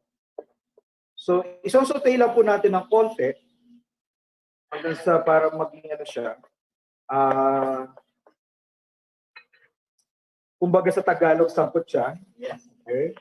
Or in English, this will be rendered. Okay, yung fat niya, render lang sa mag-add ng flavor. At this time, maglalagay rin tayo ng salt and pepper.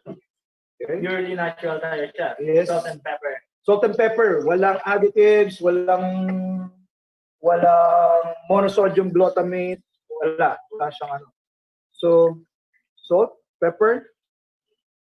Kasi kagandahan ng naturally grown animals or livestock, yung lasa niya, nag-ano na siya, kumbaga, malalaman mo yung natural na lasa ng pagkain.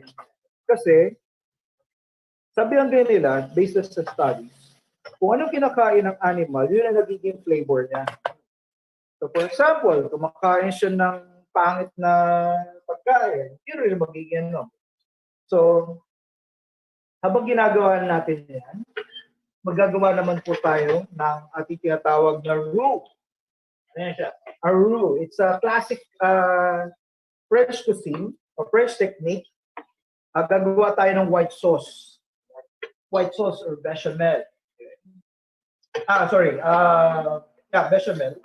It's white sauce using milk. So yung ating milk, we're using organic goat's milk. Dahil meron po tayo dito sa Bicol ng mga goat raiser, particularly for milk production. So gagawin natin, maglalagay tayo ng 2 tablespoons flour. Any flour siya pwedeng gamitin? Just a regular flour. Okay? So ang gagawin natin, parang iluluto lang natin siya ng konti. Huwag masyado magba-brown kasi white sauce ang gagawin natin. Kung wala kayong butter, you can use oil or any fat. And then, pag naamoy nyo na para sa naamoy pulburon, you can add milk. This one is approximately like 500 ml or half liter of milk. Okay. Tapos isi-simmer lang natin siya. So mapapansin mo Kuya Hermie, yung ating nagre-render na yung fat. Yes, yes. Kagandahan nito based on studies ng Bureau of Animal Industry, especially sa Bahay Chao, ay nga pala kay Dr. Santiago. May mga studies na ginawa na ang fat ng native pig, especially the one that's using probiotics, at may mababa siyang mas mababa yung kanyang cholesterol level. At ito yung ating sikreto sa ating gagawin na masarap moussaka. Okay? Papakita natin na we're using fresh herbs. Dito tayo, Sir Froy. So, papansin mo, tayo dito urban container gardening. We do have Italian oregano, we do have basil, we do have chives, we do have tarragon. So, gagamitin natin yon to flavor our moussaka. Diba? Moussaka. So, hindi mo na kailangan, okay, hindi ka mahamba, baka wala kasi meron kang tanim. Instead of plantitos, lalagay natin. So, we will add a bunch of Italian oregano. Okay. Actually, sabi nila, kung wala kang Italian oregano, you can also use this one. Nakita ba sa video? Okay. This one is Cuban oregano. So, pang plantito na rin siya. This one is a variegated, ganda ng itsura niya, yung foliage niya. It's a variegated Italian oregano. You can add it here. Okay. I-crumble lang natin. And then we will add sweet basil. Okay. Like 4 or 5 sweet basil. So, Chef, ano po ang magiging purpose nitong herbs sa ating ginagawa ng recipe? Kasi nga, di ba sabi mo kanina, Kuya Ernie, na Chef, hindi tayo sanay gumagamit ng mga, mga betchin, mga This will serve as the enhancing the flavor of the meat. Yes. Especially Italian or even mga French, sanay sila gumamit ng herbs. Mapapansin mo, hindi lang nakikita sa video, pero amoy mo na yung yung aroma. Ayan. Mapapansin mo, nagba-brown na siya. At this time, we will add our tomato sauce or pomodoro. This one, especially pag may abundant yung kamatis nyo, medyo mahirap lang ituro kasi ito. Siguro in the near future, I will demonstrate how to make your own pomodoro sauce. This one is a pomodoro. Tomato sauce, no? Mapapansin natin dati, di ba? Especially, sabi ang yan, nasa World Food Organization tayo, nasa UN. Mapapansin natin, minsan ang daming So, yung ating ginagawa dito is, minimix na po natin yung ating milk para hindi siya magbumuo. Okay? Iwasan yung pamumuo ng milk. Simmer lang po natin siya hanggang sa lumapot, hanggang sa maluto yung hanggang sa mag-thicken. Okay? Then medyo malabnaw pa siya. Okay? So yung ating sauce, simmer natin for 15 to 20 minutes. So while we're waiting dun sa ating sauce, ngayon, ang gagawin na natin, ihanda na natin yung ating moussaka. Actually, ang moussaka, it's just like lasagna. Siguro kung nakatikim kayo ng lasagna, medyo familiar siguro sa inyo yung lasagna pasta. So instead of pasta, we're using different kind of vegetables. Okay? So, ang gagawin natin sa kanya, habang hinihintay natin maluto ang ating sauce, sa ating dish, okay? Sa ating lasagna dish, meron na po tayo ditong 1 kilo of potatoes. Okay? So, gagawin lang natin, i-fried na po yan. Fried po na. Fried ko na para mabilis yung Nothing special, just fried. No? Prituin nyo lang. Ang hiwa niya almost 1/4 inch. Okay? I-layer lang natin. Okay. Para kang gumagawa ng lasagna. So instead of lasagna, pasta, ilalagay natin is vegetable. So you can grow your own potatoes sa inyong bakuran. Diba? Diba minsan, Kuya Herbie, may nabibili kang patatas, minsan nakakalimutan mo, nag-uugat na siya.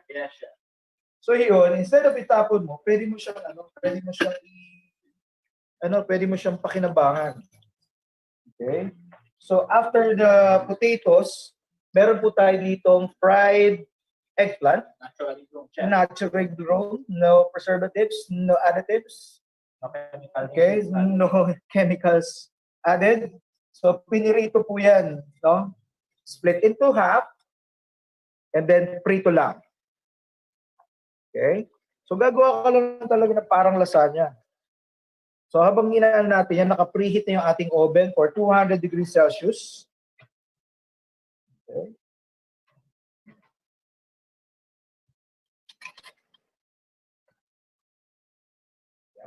Sige Kuya Herbie, parang na talaga magluto kakasama sa sa cooking show. Okay? So dito sa atin, kaya hindi ko siya nilagyan ng standard recipe kasi pwedeng anything na pwedeng kahit ano ilagay mo. Kung wala kang talong, pwede siguro abundant sa iyo ang pechay, kung abundant sa iyo ang ganitong klaseng gulay, pwede. So pwede natin hilaan. Busin na natin to, no? Para marami nag-aabang sa ating audience. Okay? So habang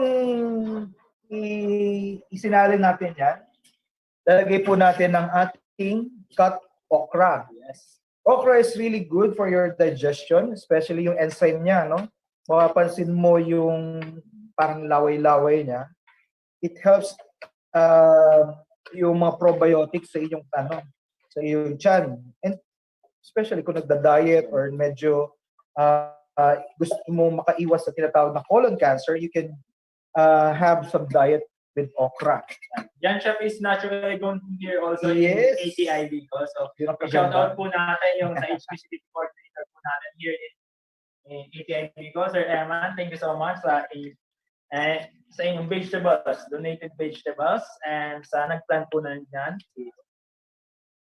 Kevin. So gagawin natin sa kanya, para yung layer of flavor niya, lalagyan na rin natin siya ng salt and pepper. Okay. Salt and pepper. Okay. Yes. Amoy na amoy chef yung ating aroma dito. Oo.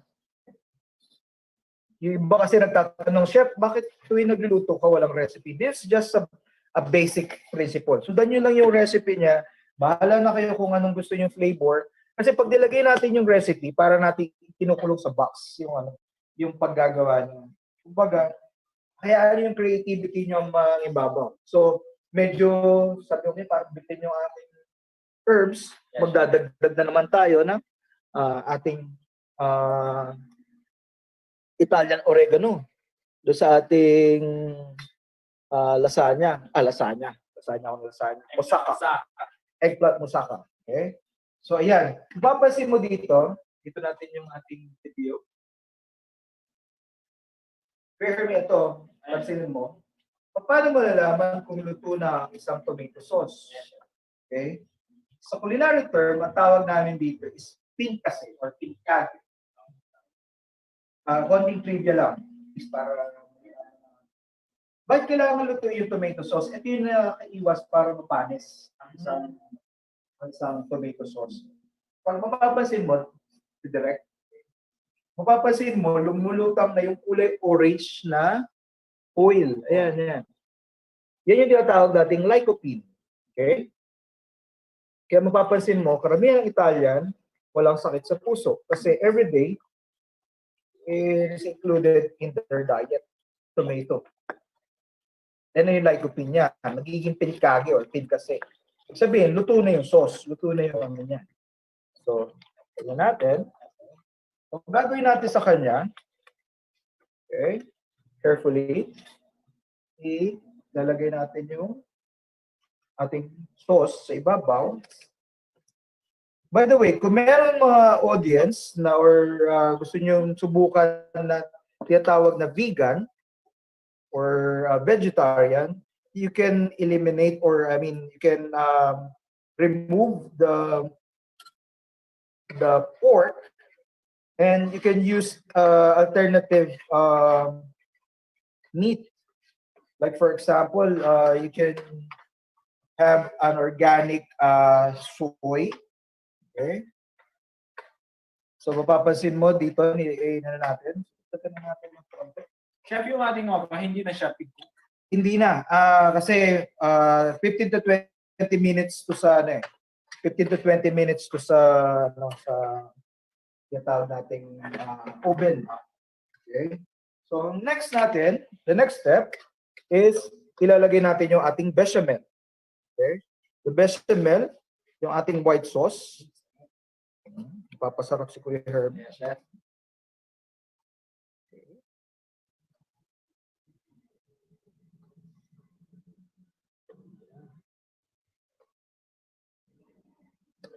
So, depende sa depende sa preparation nyo kung gusto nyo sobra bang dami ng sauce or sobrang thick, depende sa inyo. Okay? So, kanina sabi kong ganyan, pwede nyo tanggalin yung pork dun sa recipe ko. Pwede nyo rin limbawa, tulad dun, abundant ang inyong kalabasa or zucchini or anything na abundant sa inyo, pwede. Then we add, this one is organic cheese. Okay. You can use mozzarella, you can use quesong puti. Okay. And then, ang gagawin natin, ipapasok natin siya sa oven and we will cook for 10 to 20 minutes. Depende sa yan. Okay? So, ang tawag na ito sa French is au gratin. Pag sinabing au gratin, iba-brown natin yung ibabaw. Okay? Maluluto yung sauce, maluluto yung cheese, maluluto yung ating musaka, eggplant musaka. Lipat lang natin ito tray sa gitna. Siguraduhin lang ang settings niya is taas-baba kasi may mga may mga settings. So, dapat gumagana yung ibabaw at yung ilalim. Okay. Yan. So, aabangan natin yung mamaya. So, habang wait lang. Baka may mga tanong sa audience. Ayan siya. Ayan. Okay po, it's time na naman para Q&A tayo sa ating audience.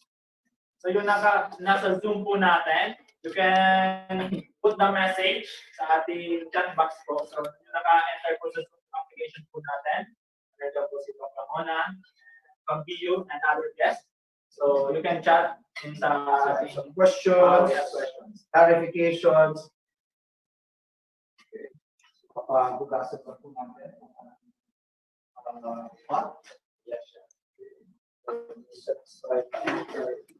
Yes. So the next recipe na gagawin po natin is gagawa po tayo ng soup. Okay? Bagay na bagay, chef, ngayon na tag-ulan. Ay, syempre.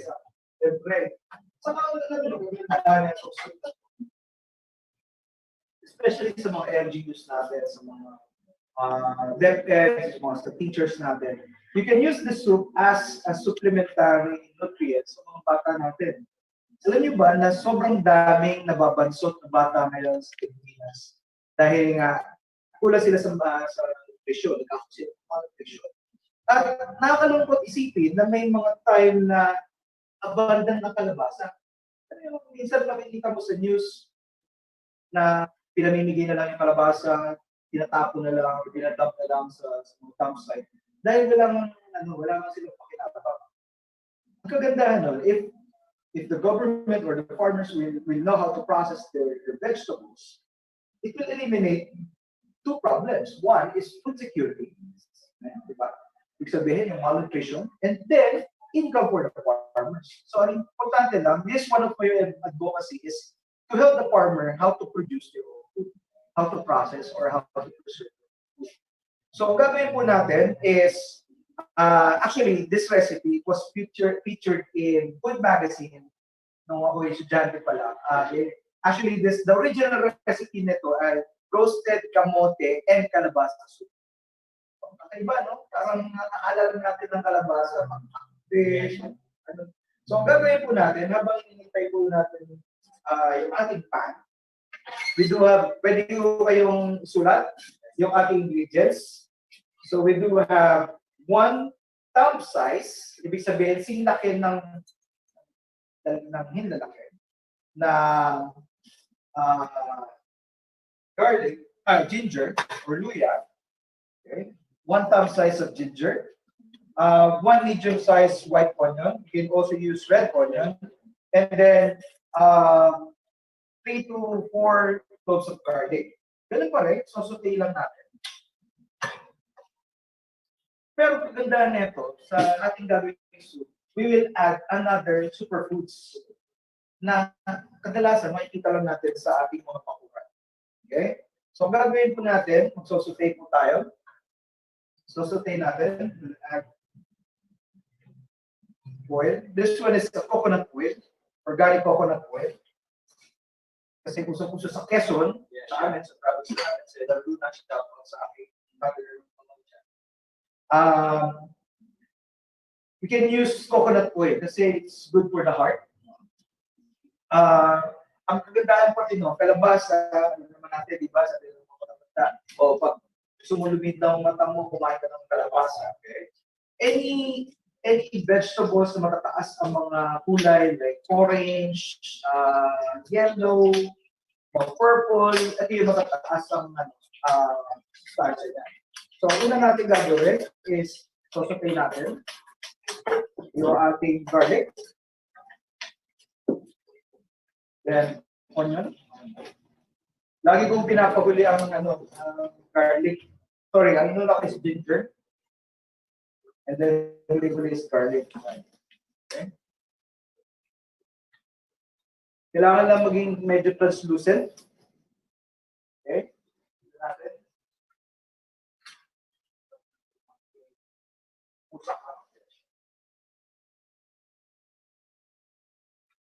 Any questions sa ating mga participants? So, meron bang nagta-type? Type lang kayo sa Zoom chat box kung may mga questions or clarification or shout out. So, habang sinusaute niyo siya, you can add now the kalabasa. Wash. Okay. Ito, yung squash natin, especially pagka-abundant ang season, pesos, sobrang mura. So, ang gagawin po natin, isosaute lang siya natin ng konti. Okay? But more better siya na sila mismo magtanim na kailangan. Parang ang ganda kasi sa kalabasa, no? Hindi siya maselan. Hindi siya maselan na aragahan. Okay? Saka alam mong kalabasa kasi, ito yung kumbaga parang sustainable. No? Pag bumili ka ng kalabasa, kadalasan may buto. Yeah. Sabi mo lang yung buto. No?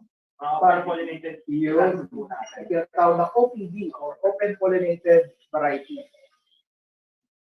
Shout out nga pala sa Department of Education, International Cooperative Office. So, salamat po. Ayun, bango, no? Yeah, sure. Amoy na amoy mo yung herbs, yung spices natin, yung local spices natin na bawang and so, habang medyo maluluto na siya ng konti, tira natin dito. Dito natin, Sir Roy, para makita ng ating audience na, just imagine, meron po tayo dito, petchay, no? Hindi mo na kailangan, dahil alam mo na malinis, alam mo walang pestisidyo, hindi mo kailangan bunutin. So, halimbawa, kailangan ko lang ng konti, kukuha lang ako ng kapiraso. Okay? So, malinis naman siya. Okay. Freshly and naturally grown. We can cut. Okay. So, shout out po natin dyan ang ating partner and host for this training, the Bicol University. So And we add the pechay. At ito yung sinasabi ko kanina, superfoods. Ating paborito, malunggay. So, just imagine, itong malunggay nito, daig pa nito yung mga vitamins na nabibili, mga synthetic vitamins sa merkado. So, ang gagawin natin sa kanya, isasama natin sa ating kalabasa at pechay. Okay? So, saute lang natin ng konti. And then we will add salt and pepper. Diba? Kagandahan lang sa ating niluluto, wala kang MSG. Wala kayong mga tinatawag na flavor enhancer na synthetic. Just salt and pepper. Okay? Tapos, meron po tayo dito, native chicken stock. No? Stock na gaano pa. So, yung may mga buto-buto ng manok, halimbawa, di ba may mga alaga kayong manok, pwede yung pakuluan, pwede yung kunin yung kanyang buto, ilagay nyo sa ref, pakuluan nyo, and then you can get a chicken stock. bango siya. Diba? So, hintayin lang natin mag-boil and then we will simmer. Okay? So, habang ginagawa natin yan, meron po tayo dito parang finished product na pakita lang natin sa ating audience. Ayun, no? Sir Freud. Pakita lang natin sa ating audience ang ating blue tarnate rice. Wow! Sarap. Dito, tingnan natin. Ayan. Blue tarnate rice. No? Kung mapapansin niyo yung ating garden, meron siya tinatawag na blue tarntea, no? Yung antioxidant siya. Rich in antioxidant. Okay? So ito, madalas nung mga previous episode natin, ginagamit natin siya sa salad. You can eat it raw. You can use it as tea. Yes, you can use it as juice. Okay? At ang ginawa po natin, ito, napakasimpleng rice lang po ito. Nagsaing lang ako ng bigas. So instead of tubig, instead of just a regular tubig, naglagay ako ng blue tarnate. Para to add another nutrients sa kinakain. Yan, nagbubuhay na siya. Yan. So ang gagawin natin, okay, I'm using a hand blender. This one, tawag po dito is submersible blender or immersion blender. Okay? Kasi kagandaan nito, tumatakbo siya kahit init. So, kailangan kahit na mainit siya. This one is stainless. Okay, submersible. Kung wala naman kayo nito, pwede naman gawin nyo, pag naluto nyo na yung sabaw, palamigin nyo, sa kanya i-blender. Okay. Tataas-taas lang natin.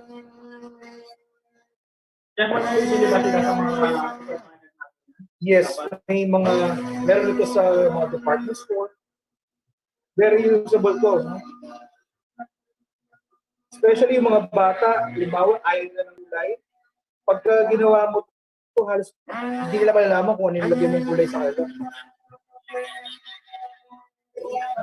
So, shoutout again po natin from Department of Education International Cooperation Office. Naka-live po sila. Wow! Naka-live po sila. Thank you so much po for sharing. Salamat po. So, just follow ang ating YouTube. No? Search nyo lang po yung tinatawag nating #Sarabay Channel. So, nagsama na po yung ating nagsama na po yung hinaalan po natin. Medyo mainit sa kamay. Ang magiging itsura niya po is para siyang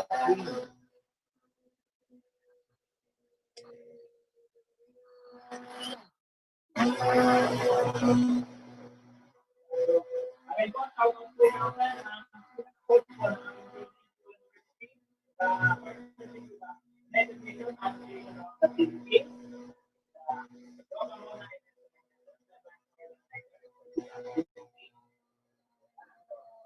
mga viewers po dyan, link po natin sa YouTube. You can post po yung ating questions. And you can also share this activity to your friends. And like na lang po and subscribe for this activity. Thank you so much.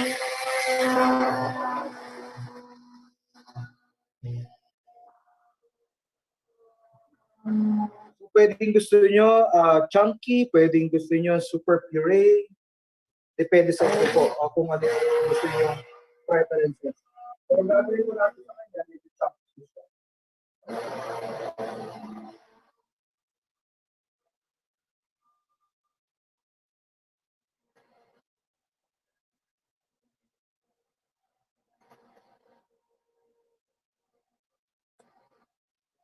So just imagine kung halimbawa may mga school program kayo na halimbawa makikipag-partner yung mga farmers natin sa mga teachers, sabihin nila, instead of lugaw, instead of sopas, instead of mga spaghetti na puro ketchup lang.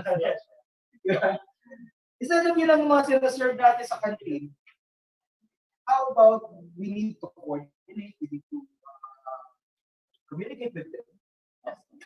Let the farmer give them some lineup ng mga vegetables nila. At ito kahit sa mga kadalasan pati ang mga anak ng farmer, nandun din rin nag-aaral sa mga locals. So just imagine, no? Kung ito ilalagay natin sa mga kalderong malalaki, pila yung mga estudyante, papakain natin sila. Siguro after a year, makikita natin yung pagkakaiba ng malnutrition. Okay? Siguro, okay na ako dito sa consistency ng aking soup. Nakabilang natin ang aking immersion blender. Then, ang gagawin ko lang sa kanya, Kuya Hermie, simmer ko lang siya ng ilang minutes siya? Mga 10 to 15 minutes. Mga 5 minutes lang. 5 minutes. Okay. So, habang ginagawa natin yung ating soup, siyempre, para kumpleto yung ating recipe, meron na tayong main course, which is musaka. Yes.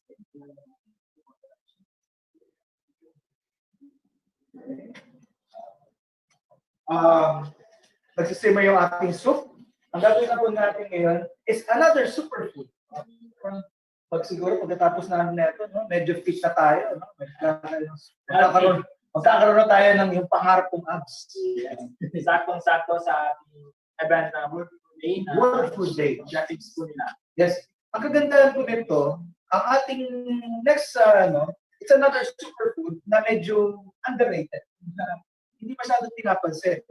Siguro, sabi nga kanina noon sa staff natin dito, ngayon lang daw sila nakakita nito. This one is Roselle. Pakita lang natin sa ating mga manunood. Common yung siya ba sa... This one is Roselle. It's a family of hibiscus. Okay? May mga commercially produced na ng Roselle jam or Roselle juice na binibenta sa mga networking.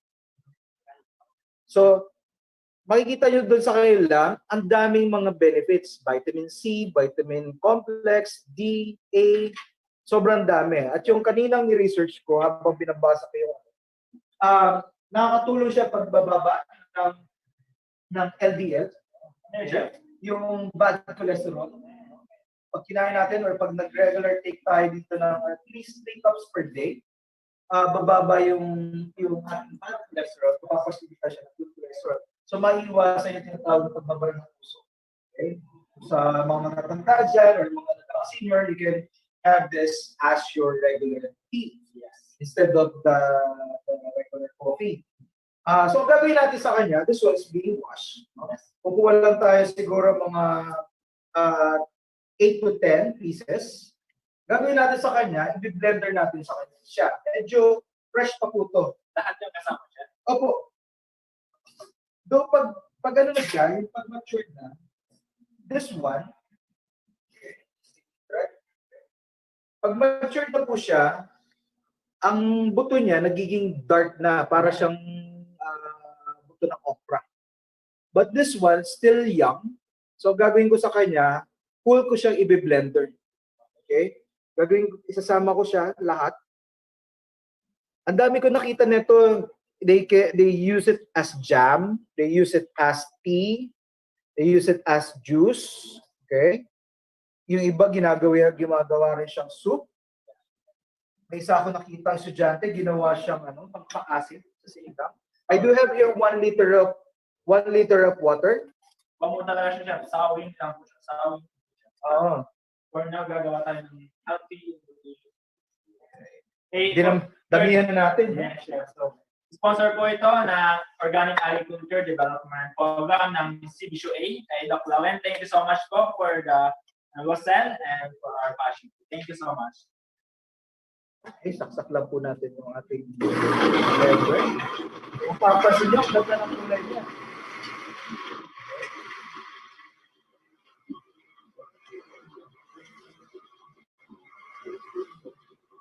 This one is really high.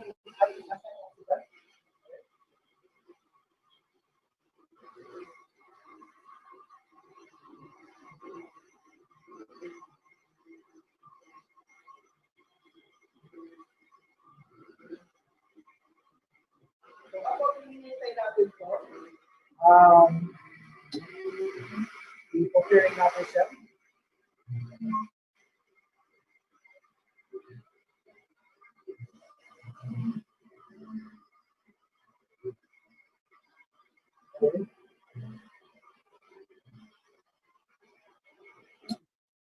Okay. The next step, gagawin natin para mas yummy ang ating juice, lalagyan natin siya ng abundant ngayon sa Bicol, no? Passion fruit. Sa lugar nyo, ano pong tawag dito? Pa-comment na lang po sa baba. So, ang gagawin lang po natin, split natin into half. Okay. And then, i-scoop out lang natin yung kanyang seeds. Ang ganda nito, yung mismong seeds, malambot siya, kinakain na rin siya. Ang bango, no? Ang karamihan, yung ginagamit na passion fruit is mga pastry. Nilalagay siya sa cakes, nilalagay siya sa desserts. But this one, cool natin ilalagay sa ating dessert, sa ating juice. Okay. Okay. Scoop out lang natin. Cool natin, isama doon.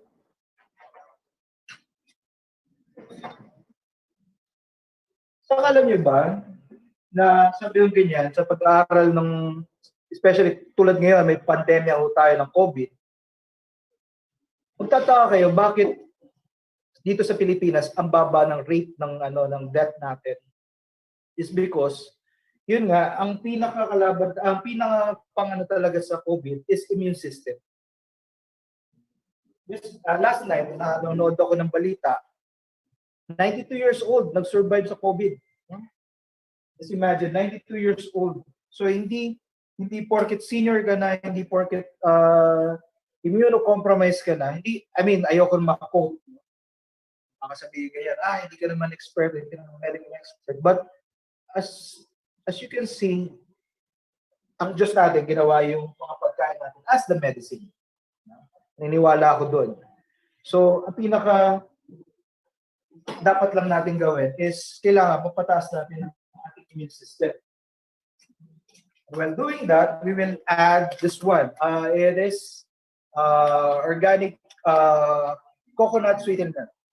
Okay? Coco sugar. Magbaba ang glycemic index nito. Saka sa Quezon, usually, uso sa amin sa Quezon yung uba. No? Ginagawa yun naman.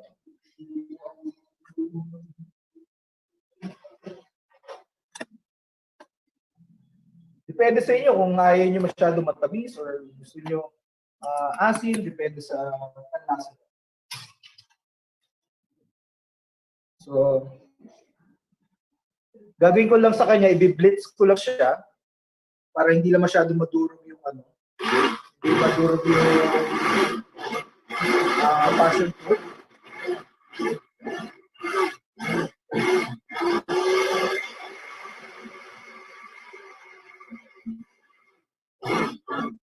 Para buo pa rin yung passion fruit. Tapos, halimbawa, may mga event kayo, may mga wedding or ano, instead of sa baso, you can use mason jar, you can use jars, tulad nito. Wow, bango. Amoy ko yung amoy ng passion fruit. Chunky pa yung ano. Okay. Then put it here. Tapos lagay natin sa ganyan takip. Okay. You can also, Kuya Herbie, pwedeng pahingi ng ano, tarragon. Yes, sir. Yan. You can put some tarragon para may layers of flavor siya. Pwede nyo lagay ng tarragon, mag-infuse yung kanyang flavor. So there you have it, your superfood, passion fruit, and roselle juice. Okay? Mamaya papalamigin lang natin to.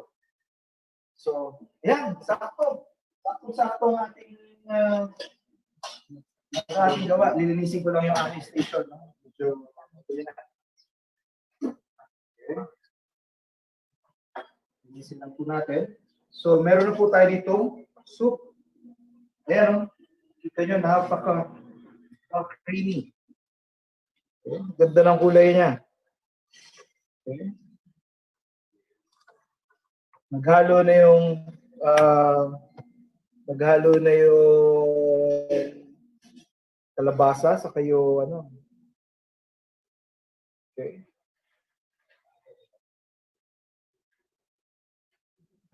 Healthy and delicious soup natin. So kung gusto niyo medyo mas puree pa, pwede naman. You can add some cream on top. You can add some herbs. Tulad nito, yan ang kagandahan na may herbs sa ano may herbs sa kusina. Dampot ka lang ng dampot. Hindi na kailangan bumili. Okay? Meron tayong fresh herbs dito. Meron tayong onion chives. Sabihin ko sa kanya. I-garnish ko siya.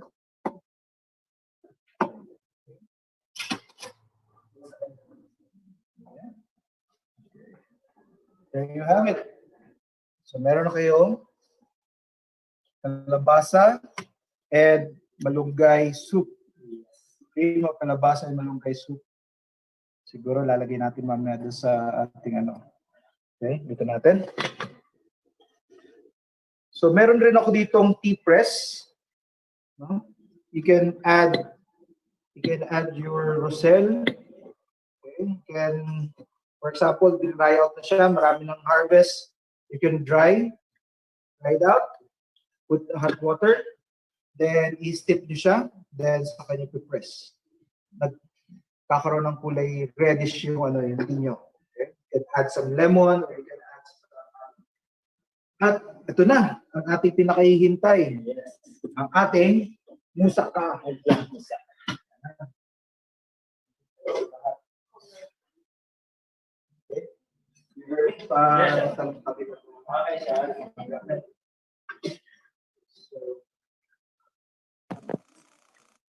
Wow, Chef Roy, you made us very, very hungry. I wish we could have that food. Musaka. Mapilitin na siya.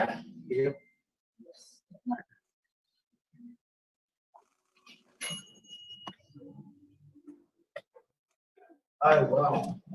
Okay. Ito natin sa ano. Okay. Ito natin yung...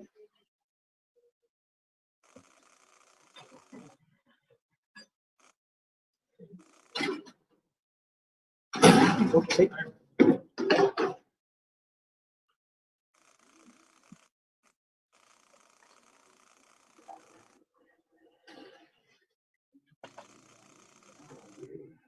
Excited na ang ating mga viewers dyan. Okay. Ganda ng kulay niya. Okay. Maganda yung pagkakagratan niya, no? So yung cheese nag-gratinate or gratan or nag-brown yung kulay niya. So gagawin po natin ngayon, we will do a plating. So lalagay natin yung ating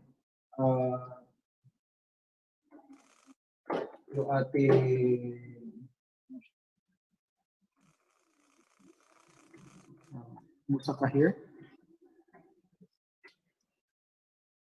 Kuha tayo ng konting meat. Ayan, tinatanong ni Kuya Hermie kanina kung naluto ba yung ating okra. Ito lang.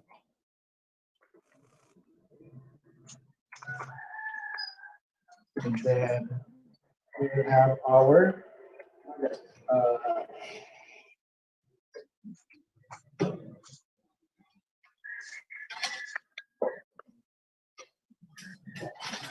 serve lang po tayo ng ating rice. Siya nawala yung ating food. Tapos ternate, blue rice. At Yeah, very colorful yung kanyang plate. ganda ng kulay ng blue rice niya. Blue na blue. Rainbow. Just imagine kung gaano kataas ang tinatawag nating antioxidant niya yung sa ating rice. Medyo messy lang yung Okay, there you have it. Eggplant musaka, blue rice, tapos ang ating superfood na passion fruit and roselle juice, and then another superfood na kalabasa, pechay and malunggay soup. Okay. Siguro titikman na natin na Kuya Hermie. Ayan na, inabangan. Lahat. Okay. Yes. Ay, clean up lang natin yung ating gilid para magandang kulo ng picture. Yan. So, Ayan na po ang ating naturally grown and process po natin na mga food for healthy and nutritious food po natin. Okay. Yes. Ayan, titikman na po natin. Sige, Kuya Hermie. Wow. With the honor. Yes. Ang kagandahan ng host. Yan po ang kagandahan ng host talaga po. So, pamain na lang po. Sabi nga ni Chen, pamain na lang. Pamain na lang. Sa mga audience po natin from Zoom and ATI viewers po natin. Thank you so much po. Yan. So, ma-taste na po tayo. Yan po nung best ito unahin. Ayan. Tignan mo yung kanyang okra and talong. Yes. Actually, pwede kayong tanggalin yung okra, pwede nyo magpaara. Yeah. Oh, wow, nag-mind si Director. Si Ma'am Ay, Elsa. si Ma'am Elsa, yan. Shoutout po kay Ma'am Elsa. Pagtatabi na lang po namin sa microwavable. Sa akin na ba naman ito, Chef? Yes. Yeah. So, titikman na po natin. Delicious and napakasarap po ang ating luto ni Chef na eggplant moussaka with okra pa. Yan. With the rice, blue rice po natin. Ang sarap. Parang ayaw ko nang tumigil dito kumain na. So, kung meron man po kayo mga tanong or suggestion or comments, just leave the comment sa ating Facebook page, sa YouTube page ng ATI #Sarambay Channel. At pipilitin po natin sagutin ang mga ito. Again, ang pinaka-importante lang po natin tatandaan is kailangan unang-una, we produce our own food. Okay? Sabi lang kaya, know your food, know your farmer. Next is, kailangan marunong tayo magluto. Diba? Ibig sabihin, alam natin yung process, alam natin yung paano serve, alam natin paano natin i-serve ito sa ating pamilya. And lastly, let's help our farmer. Kasi sabi lang ganyan, nagihika-host, sabi nga ganyan, tayo lang ang bansa na dukha ang farmer. Pero hindi na yun ngayon dahil sa tulong ng ATI, sa Department of Agriculture at sa ating partner na United Nations World Food Organization, at ng iba't ibang academe like the Indigenous University, itinataas po natin ang kalidad ng ating agrikultura. Sabi ko ganyan, average daw po ng magsasaka ngayon is nasa 57. So it's time na may mga kabataan na tulad natin na pumasok rin sa agriculture. Hindi lang po ako isang chef, ako rin po isang magsasaka. Ako po isang anak ng magsasaka. Kaya yun po ang ating advocacy na mapilit po natin or magkaroon po tayong tinatawag na proper food security. Yes, okay. Yan, so yan Chef, po. Sa muli po, nagpapasalamat po kami, Chef. May katanungan pa po dyan? Wala na. Yeah. So okay na po. So, thank you so much, Chef. Thank you so much. Thank you so much, Chef. So, muli po, maraming salamat at muli tandaan ang ating pagsubaybay at pag-subscribe sa ating YouTube, #Sarabay Channel. Search lang po natin at i-follow rin po natin ang Facebook. Maraming salamat po at Diyos mabulos. Yan, so yan po. Natapos na po natin ang lecture demonstration, Organic Agriculture for Healthy Living, Good Health and Knowledge na na-discuss ko po sa inyo. Sana po magbahagi po ako sa inyo ng konting kaalaman. At nakapag-cooking na po tayo ng different nutritious food for healthy nation. Yan. So sa muli, nagpapasalamat po kami sa host po ng itong activity na to na virtual forum on the World Food Day with the food safety, everyone's business. For the organizer, thank you so much. For the host of this training, the Bicol University with the United Nations Association of the Philippines, with the organizer, Dr. Ramona Ines Bustamante Ranieses. Thank you so much for the BALSA and sa ating bureaucrat, Bicol Organic Associations, and sa Department of Agriculture, nagpapasalamat po kami. Thank you so much. And sa ating mga guests po dyan, yung ating President, Dr. Amelo Reyes, and for the OIC and Assistance Food Agriculture Organization po, Ma'am Tamara Palis Duran, and sa lahat po ng ating guests. Thank you so much po sa inyo lahat. Thank you so much for partnering sa ATI Bicol po. Sa muli po, sabi po namin, just follow yung aming ATI Bicol Facebook page and sa aming ATI Bicol Sarabay Channel, YouTube Sarabay Channel po natin. Just like, subscribe po, and share po natin. Sa muli, thank you so much po sa inyo. So balik na po natin kay Sir, sa ating host. Chef Roy. Just mabalas po. Thank you so much. Can you still hear me? Can Chef Roy hear me? O wala sila? No, I would just like to ask. Pwede po siguro. No, okay. Roy, I would just like to ask kung anong restaurant ka nagluluto or where can we find you?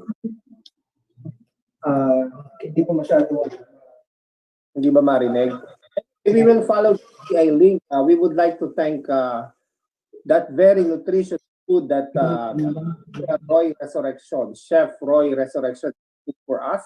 And I'm sure all of us had learned something good about how to cook healthy, nutritious food, and not that expensive, but it's really affordable for everyone. At this time, we came to the point of thanking our guests for sharing their knowledge. May I call on the chairman of today's event, Dr. Ramona Ranieses, for the awarding of the certificate. Dr. Ranieses?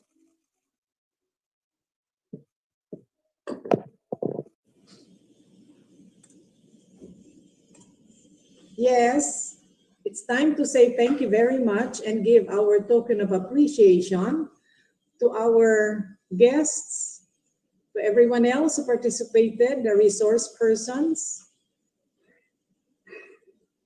So we have the United Nations Association of the Philippines giving the certificate of commendation to Tamara Palis Duran of the Food and Agriculture Organization here in the Philippines, in grateful recognition of the invaluable support and expertise as resource speaker during the virtual conference on World Food Day, conducted this October 16 via video conferencing. So we are giving this 16th day of October 2020 And this certificate of commendation signed by Arnulfo M. Mascareñas, PhD, President of Bicol University, and Amelia Lourdes Benitez Reyes, PhD, President of the United Nations Association of the Philippines. Thank you very much, Madam Tamara Palis Duran. Likewise, we would like to say thank you so much. And we are giving the certificate of commendation to our resource person, Hermi M. Opresio. As usual, Hermi, muchas gracias. Thank you very much for your lecture demonstration. Thank you. And I'm sure our audience learned much about organic agriculture and urban gardening, and especially about the Republic Act about organic gardening and organic agriculture. Thank you so much. And now, Chef Roy B. Resurrection, wonderful. We all enjoyed eating your nutritious food virtually. Virtually eating your masuka. Ano yun? You call it, wait. Musaka po. Musaka. Yes. Eggplant. Yes. It's a Greek po. Yes po. It's a Greek dish. All right. With organic chicken served with blue rice. The blue tarnatea is a very good herbal for preparing the blue rice. And this is very good as a memory enhancer, the blue tarnatea. And I'm happy because there are now so many homes planting the blue tarnatea. And they know that this is an antioxidant and they derive much nutrition and much benefits from this plant. It's easily grown. It bears flowers, blue. And if you also are lucky enough, you can also get that variety which also bears white flowers. So there is also orange flowers and there is also green flowers. And I have these 4 varieties of the blue tarnatea. Very well taken care of because we know that this gives us so much benefit. Thank you so much, Chef Roy. Maraming salamat. This eggplant that so many people do not like to eat much because they consider it as a very common food. But this time you have given it a very special dish or menu. Thank you, together with the okra. So thank you so much to our resource speakers. Maraming salamat. Back to you, Rick. Thank you so much, Dr. Ranieses. Dr. Ranieses, you promised me when I go home next year, we're gonna visit Chef Roy's place and we're gonna eat. Oh, by the way, Roy, Chef Roy, you have not answered the question of our program host, Rick. He was asking you, where will he find you? Which restaurant? As of now, I don't have any restaurant here in Naga, but in the future, maybe. But currently, I'm teaching in University de Santa Isabel in their hospitality management. I'm their culinary instructor. And I'm a regular resource speaker here in ATI. So we do have a lot of lineup projects such as meat processing. So we will have a naturally grown native pig production as well as processing the meat. And we do have a lot of incoming. Actually, next week we do. I think next week we do have a program for quail, no pugo. So yung the usual, they thought that pugo is only for neneng to make tusok-tusok. Yung mga sa kanilang street food. But this one, what we're doing here in ATI is giving giving the farmer, giving the household an opportunity to explore different ways how to prepare their food. Like for example, I'll give you just a quick teaser. Next week we will have a pickled quailed egg. So siguro sabi nga ganyan. Yes, it's a pickled quailed egg. It's ala-achara, no? Ala-achara yung gagawin namin sa quailed egg. And also para umabang laging kayo sa aming hashtag Sarabay Channels para mas matakam pa kayo, papakainin ko kayo ng paella and chorizo quail egg. Paella with quail and chorizo. Oh, quail egg. No, karamihan ng paella natin is ginagamit lang natin is seafood. Chorizo But this time we will use the quail meat as well as the quail egg. Tapos it's another Korean dish for the quail egg, the braised spicy Korean quail egg. So hopefully when you visit here, sir, we can accommodate you here in ATI. ATI is very welcome to have you. Just send a message to Kuya Hermi. And then we will give you the best tasting laing here in Bicol. Wow. We look forward to that, Sir Chef Roy, and we look forward to seeing you. God bless you, good work. Thank you, Sir Hermi, okay? So thank you so very much, po. Just mabalas. At this time, we have a special message from the Department of Agriculture ATI, Mr. Tornilia. Can we play the message of Mr. Tornilia, Rodel P. Tornilia on this day?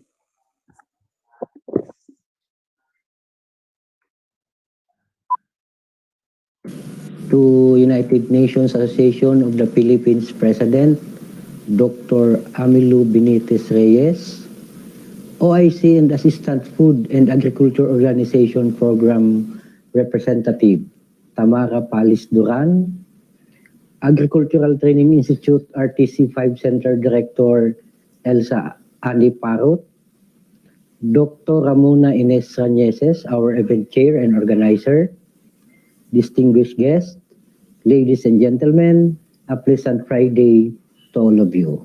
Happy World Food Day to all.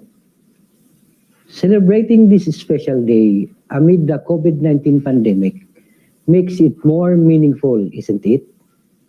Dealing with this global health crisis is like trudging on uncharted territories. We are fighting an invisible enemy, and every day we hear news about casualties of this unfinished battle. Researchers and scientists worldwide are racing against time in the development of a vaccine, as confirmed COVID-19 cases hit over 37 million, with more than 1 million confirmed deaths in 235 countries, areas, and territories. Overwhelming as it is, but we at the Department of Agriculture knew that we have a very significant role to play to overcome this shared challenge. As Agriculture Secretary William D. Dar puts it, with this pandemic, there is tightening of global food supply, and we know that when there is not enough food, disorder is probable. While improving our food adequacy level, we should aim for food security. If no action is done, the threat of hunger is as real as the threat of the virus. That is why the Department of Agriculture push for the implementation of the Ahon Lahat, Pagkaing Sapat kontra sa COVID-19 or ALPAS COVID-19, otherwise known as the Plant program, in addition to the department's existing programs. This is a 31 billion worth program which includes the Rice Resiliency Project, social amelioration for farmers and farm workers, Palay Procurement Fund for the National Food Authority, Expanded Survival and Recovery Aid Project or SURE COVID-19 program, and revitalized Gulayan Project and urban agriculture, among others. These projects were greatly felt in communities in Bicol amid the strict implementation of quarantine protocols. To name a few, as of September 25, 2020, our Kadiwa sa DA, Kadiwa on Wheels, and Kadiwa Online, in partnership with the local government units, cooperatives, and research outreach stations, have served 68,365 households. We have released 294.34 million worth of financial subsidy to rice farmers, to 58,874 farmers, 104 million working capital loan to 16 farmer cooperative associations, and 89.75 million to 3,599 farmers region-wide under the Expanded Survival and Recovery Assistance Program, or SURE-Aid. We have also distributed 5,643 kilograms of vegetable seeds to encourage households and barangays to engage in home gardening and establish community gardens to ensure food productivity, availability, and sufficiency amid the pandemic. Through these efforts, we were able to secure Bicolano household supply of healthy and nutritious food to boost their immune system against COVID-19. Let me take this opportunity to thank everyone present in this virtual forum for your active, sincere, and prompt actions in support to the DA Bicol's food security efforts amid this pandemic. This difficult time has indeed shown us who our real allies are. People willing to come together and brave risks with us so we could stay faithful to our mandate to ensure food secure Philippines, much more in time of the health emergency period. Thank you for bearing this burden with us. In these uncertain times, you can count on the Department of Agriculture in Bicol to courageously, persistently, and steadily take on our roles as agri-frontliners to empower, enable, and strengthen our food heroes, which is our farmers and farm workers who diligently toil day and night to deliver safe and nutritious food for us amid this unprecedented challenge. For borrowing the words of the World Food Program chief, who recently received the coveted 2020 Nobel Peace Prize, until the day we have a medical vaccine, food is the best vaccine against chaos. Without it, we could see increased social unrest and protest, a rise in migration, and deepening conflict. Again, my sincerest gratitude to the United Nations Association of the Philippines for this privilege to impart this message with you this World Food Day. Patuloy po tayong magtulungan upang makamit ng ating mga magsasaka at mangingisda ang masaganang ani at mataas na kita tungo sa siguradong pagkain sa buong bansa. Maraming salamat po. Thank you very much, Mr. Rodel P. Tornilla of the Department of Agriculture. We will be guarding and we will be one with you, sir, together with the different organizations who organized this event today to ensure that the social amelioration program for farmers, the revitalizing of the urban agriculture, the subsidiary to farmers, and the survival assistance program will really reach our farmers and will benefit them for the good of our nation. Thank you, Department of Agriculture. At this point, I would like to thank our partners who made this event possible. Of course, the United Nations Association of the Philippines, the Bicol University, the Bicol Association of Learning Sites in Agriculture, BALSA, the Bicol Regional Organic Farmers Council, BROFAC, the Women for Agriculture and Rural Development, WARD, the Department of Agriculture, the Agriculture Training Institute, Regional Office 5, ATI, the Philippine Commission on Women, the Association of Bicol University Retirees, and we would like to specially thank the Department of Education, International Cooperation Office, Dr. March Ballesteros and Sir Ryan for live streaming this event in their Facebook of the DepEd. So we are really being watched nationwide. So at this time, everything must come to an end. But do you have Rick, just before you end, may I just say something? Rick, can I just have 1 minute? Yeah, I just want to include something in the message that you said to the executive director. Can you just say to please include a fund for the rural women? That's all I'm saying. Not to forget the rural women as a sector. Can you just include in his report to just include us? Can I just make that kind of plea for them? I don't think it will be contentious, ma'am, but we will add it. We just please. celebrated rural women yesterday, and we should really add importance to the rural women, especially on our agriculture side. Thank you. Anything else? Yeah, the executive director to just include that in his the fund that he's releasing, to just include a portion, a certain amount for the rural women, so that some or other we can be certain that all our efforts can really have a source of funding for the rural women. Thank you. Okay, ma'am, we will look into that and we will make the necessary. Sorry to interrupt, but baka yung executive director is very good there. Thank you. Okay. Did we answer your question, Dr. Amilu, or do we have to have one of them answer it? But the executive director is there. He was mentioning about what they were doing for get a fund also for the rural women. That's all I'm saying. So pwede isali niya sa recommendation niya. Okay, ma'am.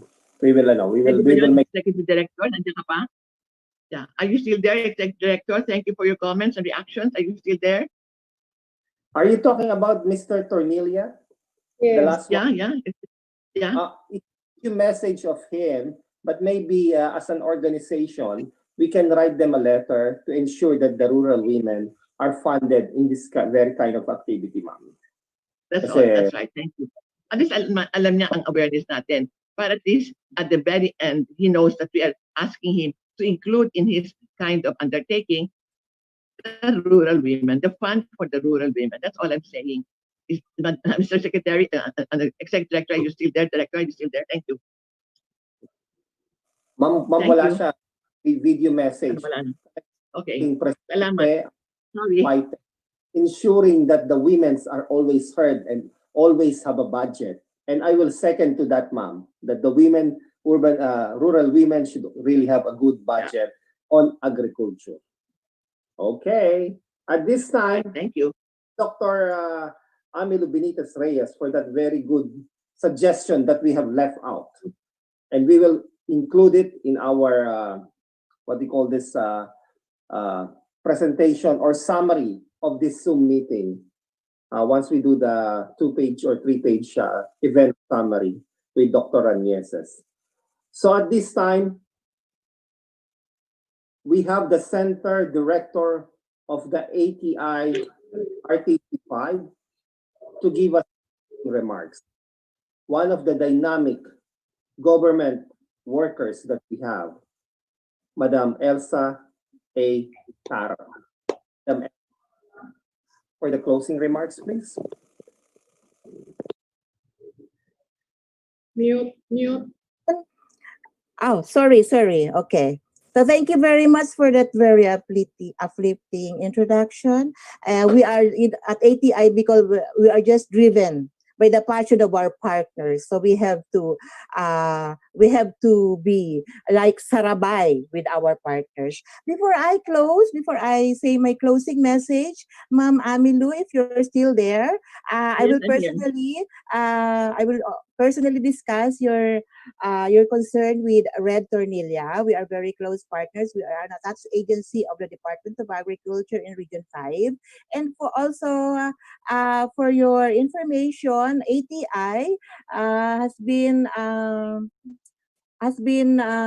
mentoring the Rural Improvement Club. If you are aware of the RICs, this is Yes, the of course. Organization of Rural Women, which has been in existence for, I think, 84 years. And it is in our cudgels as a rural-based organization for women. So we have a small fund for them, and we will work hand in hand with other agencies in the Department of Agriculture to also uplift the concerns of our rural women. I am a rural woman. I am a rural woman myself, so it is close to my heart. So siguro ito Because yung it's a blessing in disguise because we have prepared a recorded message, but some technical glitches along the way. So this is one of the blessings why I think I have to go live to assure Ma'am Amelia that rural women is also one of our priorities as a rural-based organization, Ma'am. And I will, thank you for that. Because yes, there's a God budget, and the God yes budget does po. not consider the rural women.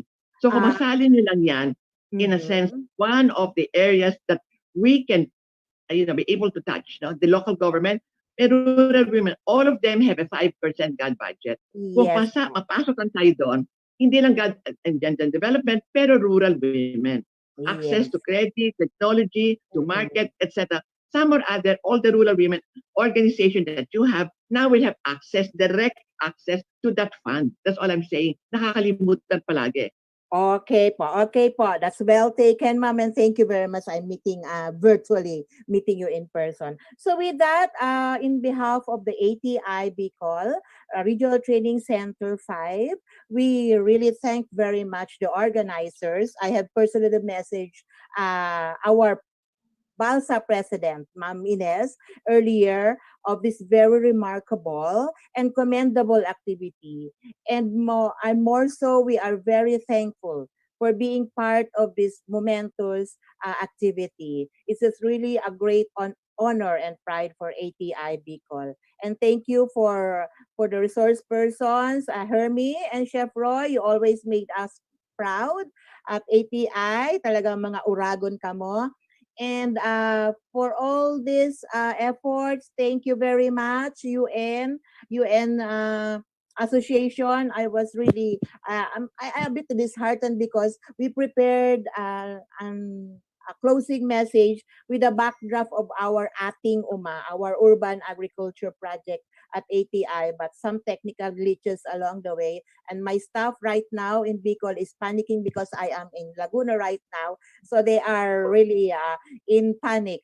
So sabi ko, sige na lang, magla-live na lang ako because I think there is a reason why I should go live. And all this one, thank you so much. Really very remarkable ladies and Sister RC and our host for today.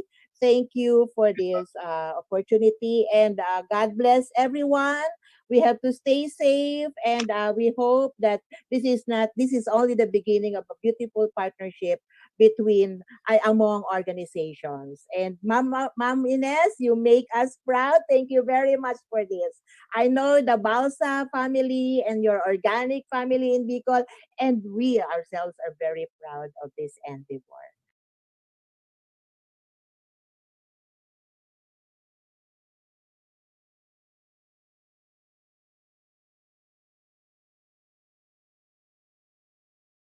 Naman sa tiyan. And then, konting sipag lang. Konting sipag lang at tiyaga and lahat tayo would have food to enjoy in our table. So with that Yes. po, thank you very much. Diyos mabalos sa Indogabos. Thank you. Thanks. Great. Thank you very Thank you. Parot. Thank you. You are a lifesaver, especially for the rural women. Okay, You know, so much. there's a reason for everything, and thank you for doing this live. Thank you very much, everybody. Thank you, Bicol University. As we close the World Food Day, no one should be hungry. At this point, I would like to call Dr. Ramona for the final announcement for this afternoon and tomorrow's activity. Dr. Ranieses, would you mind giving us the final announcement? Salamat po. You're up. Thank you very much. This has been a wonderful day. Ma'am Elsa, thank you very much. Imagine you're supposed to be somewhere else, but you made it a point to be with us on a live performance, because we say that to everything there is a reason. Yes. Time, every Yes. purpose under the heavens. And so there is a particular reason why you are doing it live. There is a reason for the glitch. So there is also a reason to your staff to be frantic because of that technical glitch. Not knowing that it's going to turn to your advantage and our advantage. So thank you so much. Ma'am, you are also the one giving assurance to our president in the UNAP that something will really be done about the rural women through your interaction with our regional director in the Department of Agriculture. Maraming salamat po, ma'am. We're able to do this because of your support and cooperation. Always, Hermi is with us, and Chef Roy and Agta is always with us. Salamat po because of your kindness, support. Thank you very much. So this afternoon, my friends, we will have at 1:30 to 4 p.m. the afternoon session of this World Food Day. And this is centered on the youth of today, our youth. So we have the dance drama festival and the essay writing contest. But we will have for our speakers Honorable Congresswoman, the Deputy Speaker of Congress, Loren Legarda, and also we will have the Chairperson of the Philippine Commission on Women, Chairperson Sandy Montano. So please join us. We will also have the National Commission for Culture and the Arts Chairperson, and they will again make our afternoon interesting and very successful. So for our last webinar in our series of 3 webinars is the United Nations Poverty Eradication Day, which will be tomorrow, Saturday. It is supposed to be scheduled at 1:30, but because of the massive brownout in Legazpi City, it is reset to 5 o'clock in the afternoon up to 7. So please join us tomorrow for our Poverty Day eradication. And we will have none other than our chairperson of the Committee on Agriculture, Honorable Cynthia A. Villar, as our keynote speaker, and our resource persons, Professor Maria Cherito Baliadares of UP Los Baños, who will talk on foodscaping, decorative, and edible landscaping towards attaining food security at the household level. We will also listen to the talk of Honorable Penelope D. Belmonte, Undersecretary of the National Anti-Poverty Commission, or NAPSI, and she will speak on poverty eradication, everyone's concern.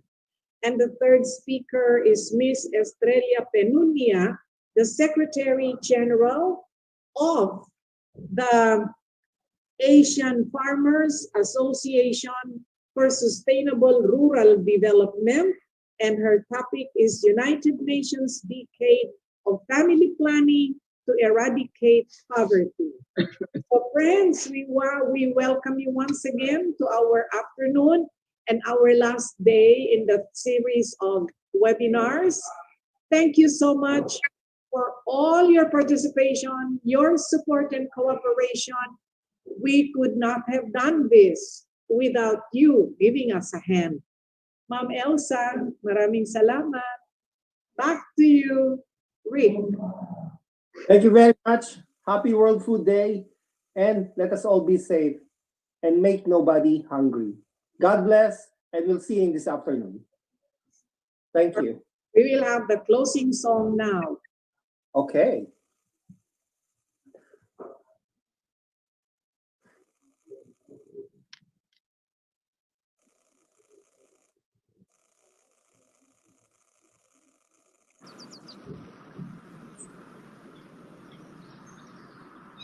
This is the school we wish to sing, of a school to honor and revere,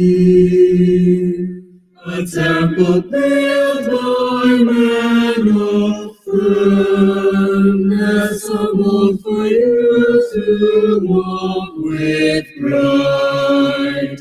For He will always be united, although we tread on distant lands. We all shall cherish what you've taught us, that you wholeheartedly gave forth. Big University, learning source of wisdom, fount of courage, hope, and love, seed of truth and light. Big University, learning torch of wisdom, fount of courage, hope, and love, seed of truth and